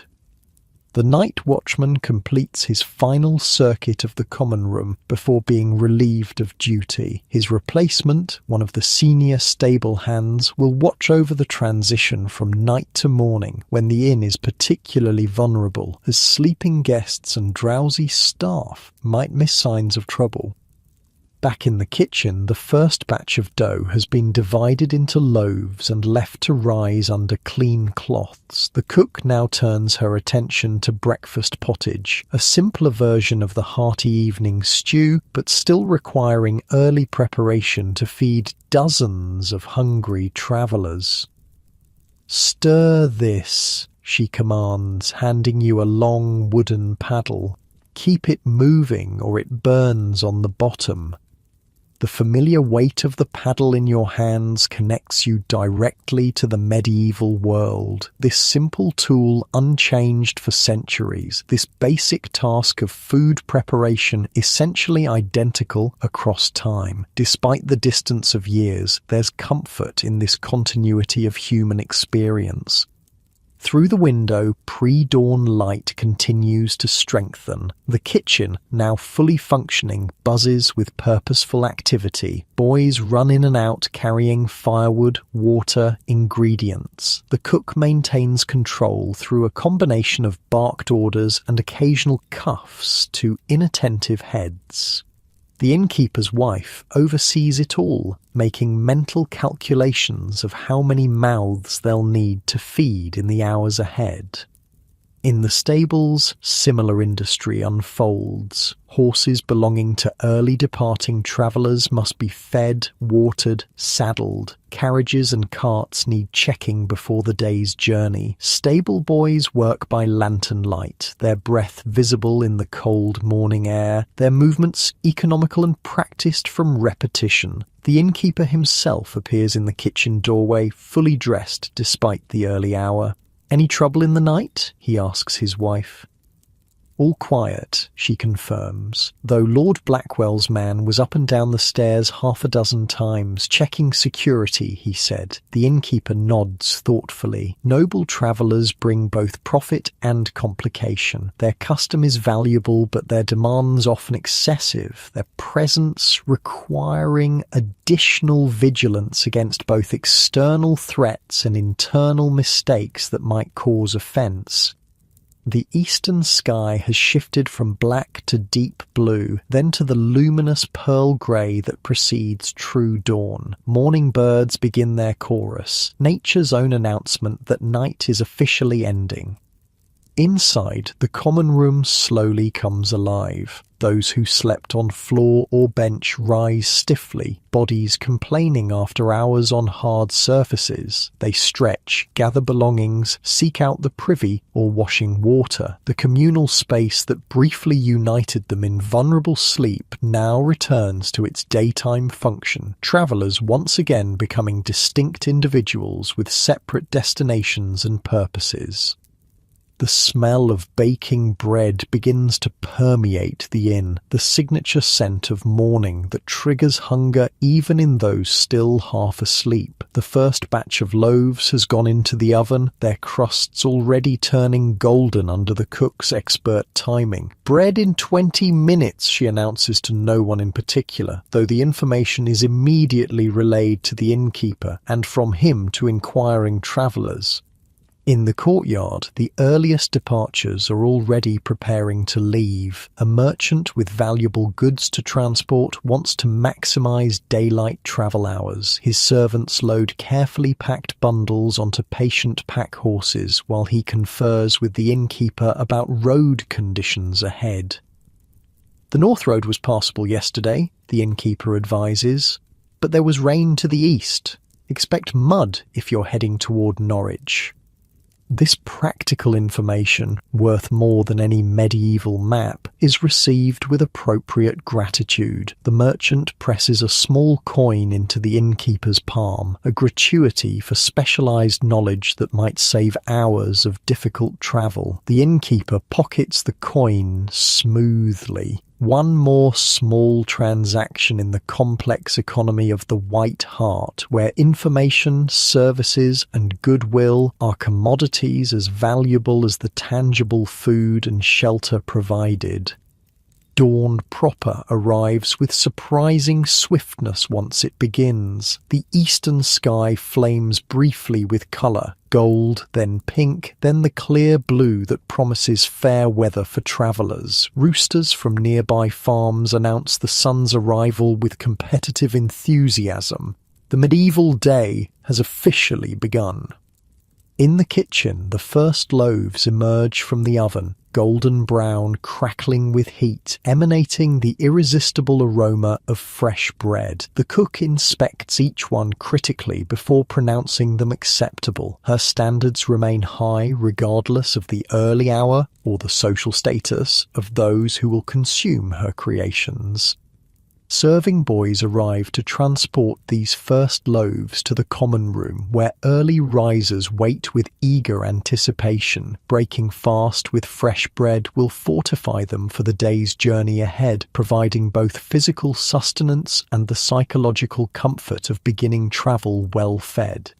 The innkeeper supervises this first food service of the day, ensuring that those who paid for better accommodation receive priority attention. The social hierarchy reasserts itself with morning light. Noble guests are served in their private chambers, merchants receive prompt attention in the common room, humbler travellers wait their turn with patient resignation. You find yourself back in the kitchen, drawn to the transformative magic of the bread-making process. The second batch of dough has risen and is being shaped into loaves by the cook's practiced hands. More firewood is added to the oven to maintain its precise temperature. Nothing is left to chance in this crucial morning ritual. First batch always tastes best, the cook tells you, noticing your interest. Something about the oven being fresh, or maybe it's just that everything tastes better when you're hungry. Her rare moment of reflection is interrupted by the arrival of more kitchen staff, older boys and young men who will take over the heavier work now that the day has fully begun. The youngest kitchen apprentices, having completed their pre-dawn duties, are sent to snatch a few hours of sleep before midday responsibilities begin. Through the kitchen window, you can see the courtyard now fully illuminated by morning sunlight. The transformation from mysterious night space to practical working area is complete. Stable boys muck out stalls with greater efficiency now that they can properly see their work. Travellers inspect their horses and conveyances in preparation for departure. The innkeeper's wife appears at the kitchen door. Lord Blackwell and his family will break fast in 1 hour, she announces. Special porridge with honey and dried fruits. Use the good bowls. This instruction creates a flurry of additional activity. Special ingredients retrieved from secure storage. Pewter bowls polished to a high shine. Careful attention to the consistency and flavouring of the noble family's breakfast porridge. Meanwhile, in the common room, ordinary travellers consume their simpler meal with equal appreciation if less ceremony. The fresh bread, perhaps spread with a little precious butter for those willing to pay extra, represents a perfect start to the medieval travelling day. Simple, sustaining, portable if necessary. Early departures begin in earnest as the sun climbs higher. The courtyard fills with activity, horses being saddled, carts loaded, travelling groups gathering for the day's journey. The innkeeper stands by the main gate, bidding farewell to those leaving, settling last-minute accounts, offering final advice about roads and weather.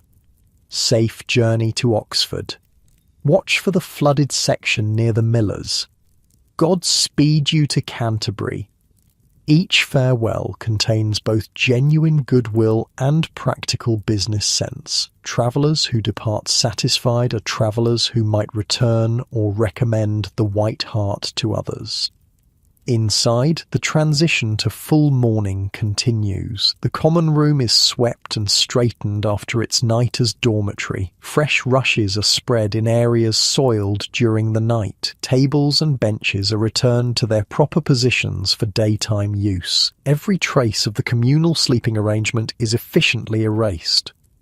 The kitchen settles into its morning rhythm. Bread continues to emerge from the ovens in batches. Porridge is served according to demand and social status. Planning begins for the midday meal, still hours away. The cook moves between tasks with the practiced coordination of someone who's performed this daily dance for decades.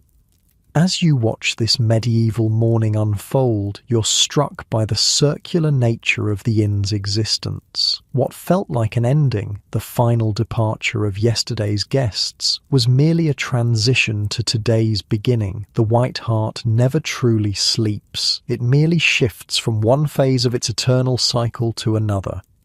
Travellers depart, travellers arrive. Bread is baked, consumed, baked again. Rooms are occupied, vacated, cleaned, reoccupied. The pattern continues with variations, but never truly breaks. A perpetual rhythm established centuries ago and maintained through countless turnings of the seasonal wheel.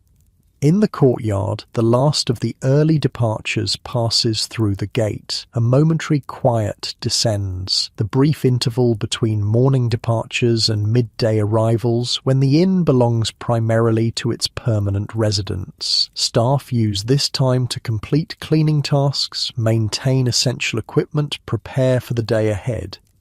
The innkeeper returns to the kitchen, pouring himself a small cup of ale, his own breakfast after seeing guests on their way. He looks tired but satisfied, a businessman whose enterprise has successfully navigated another night cycle.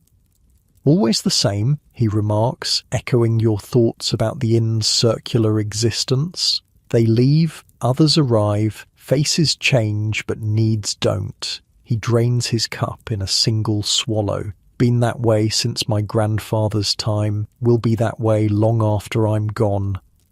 This simple observation contains profound truth. The medieval inn stands at a crossroads of human experience, a fixed point where countless individual journeys intersect briefly before continuing on separate paths. It witnesses fragments of thousands of lives without being changed by any of them. Yet its unchanging presence provides something essential, the certainty of shelter in an uncertain world, the knowledge that between here and there, between departure and arrival, there exist these islands of safety where basic human needs can be met. Outside, the morning sun illuminates a medieval world now fully awake and active. Inside, the White Hart continues its ancient cycle of hospitality, bread from the oven, porridge in the pot, ale in the cup, a place by the fire, simple elements that together create something necessary and profound, sanctuary. The cook removes another batch of perfect loaves from the oven, their golden crusts crackling as they cool. The rich aroma fills the kitchen and beyond, drawing travellers from their rooms, promising sustenance before the journey ahead. The cycle continues, as it has for centuries before, and will for centuries after, the timeless rhythm of the medieval inn keeping its own unique time at the crossroads of countless human lives.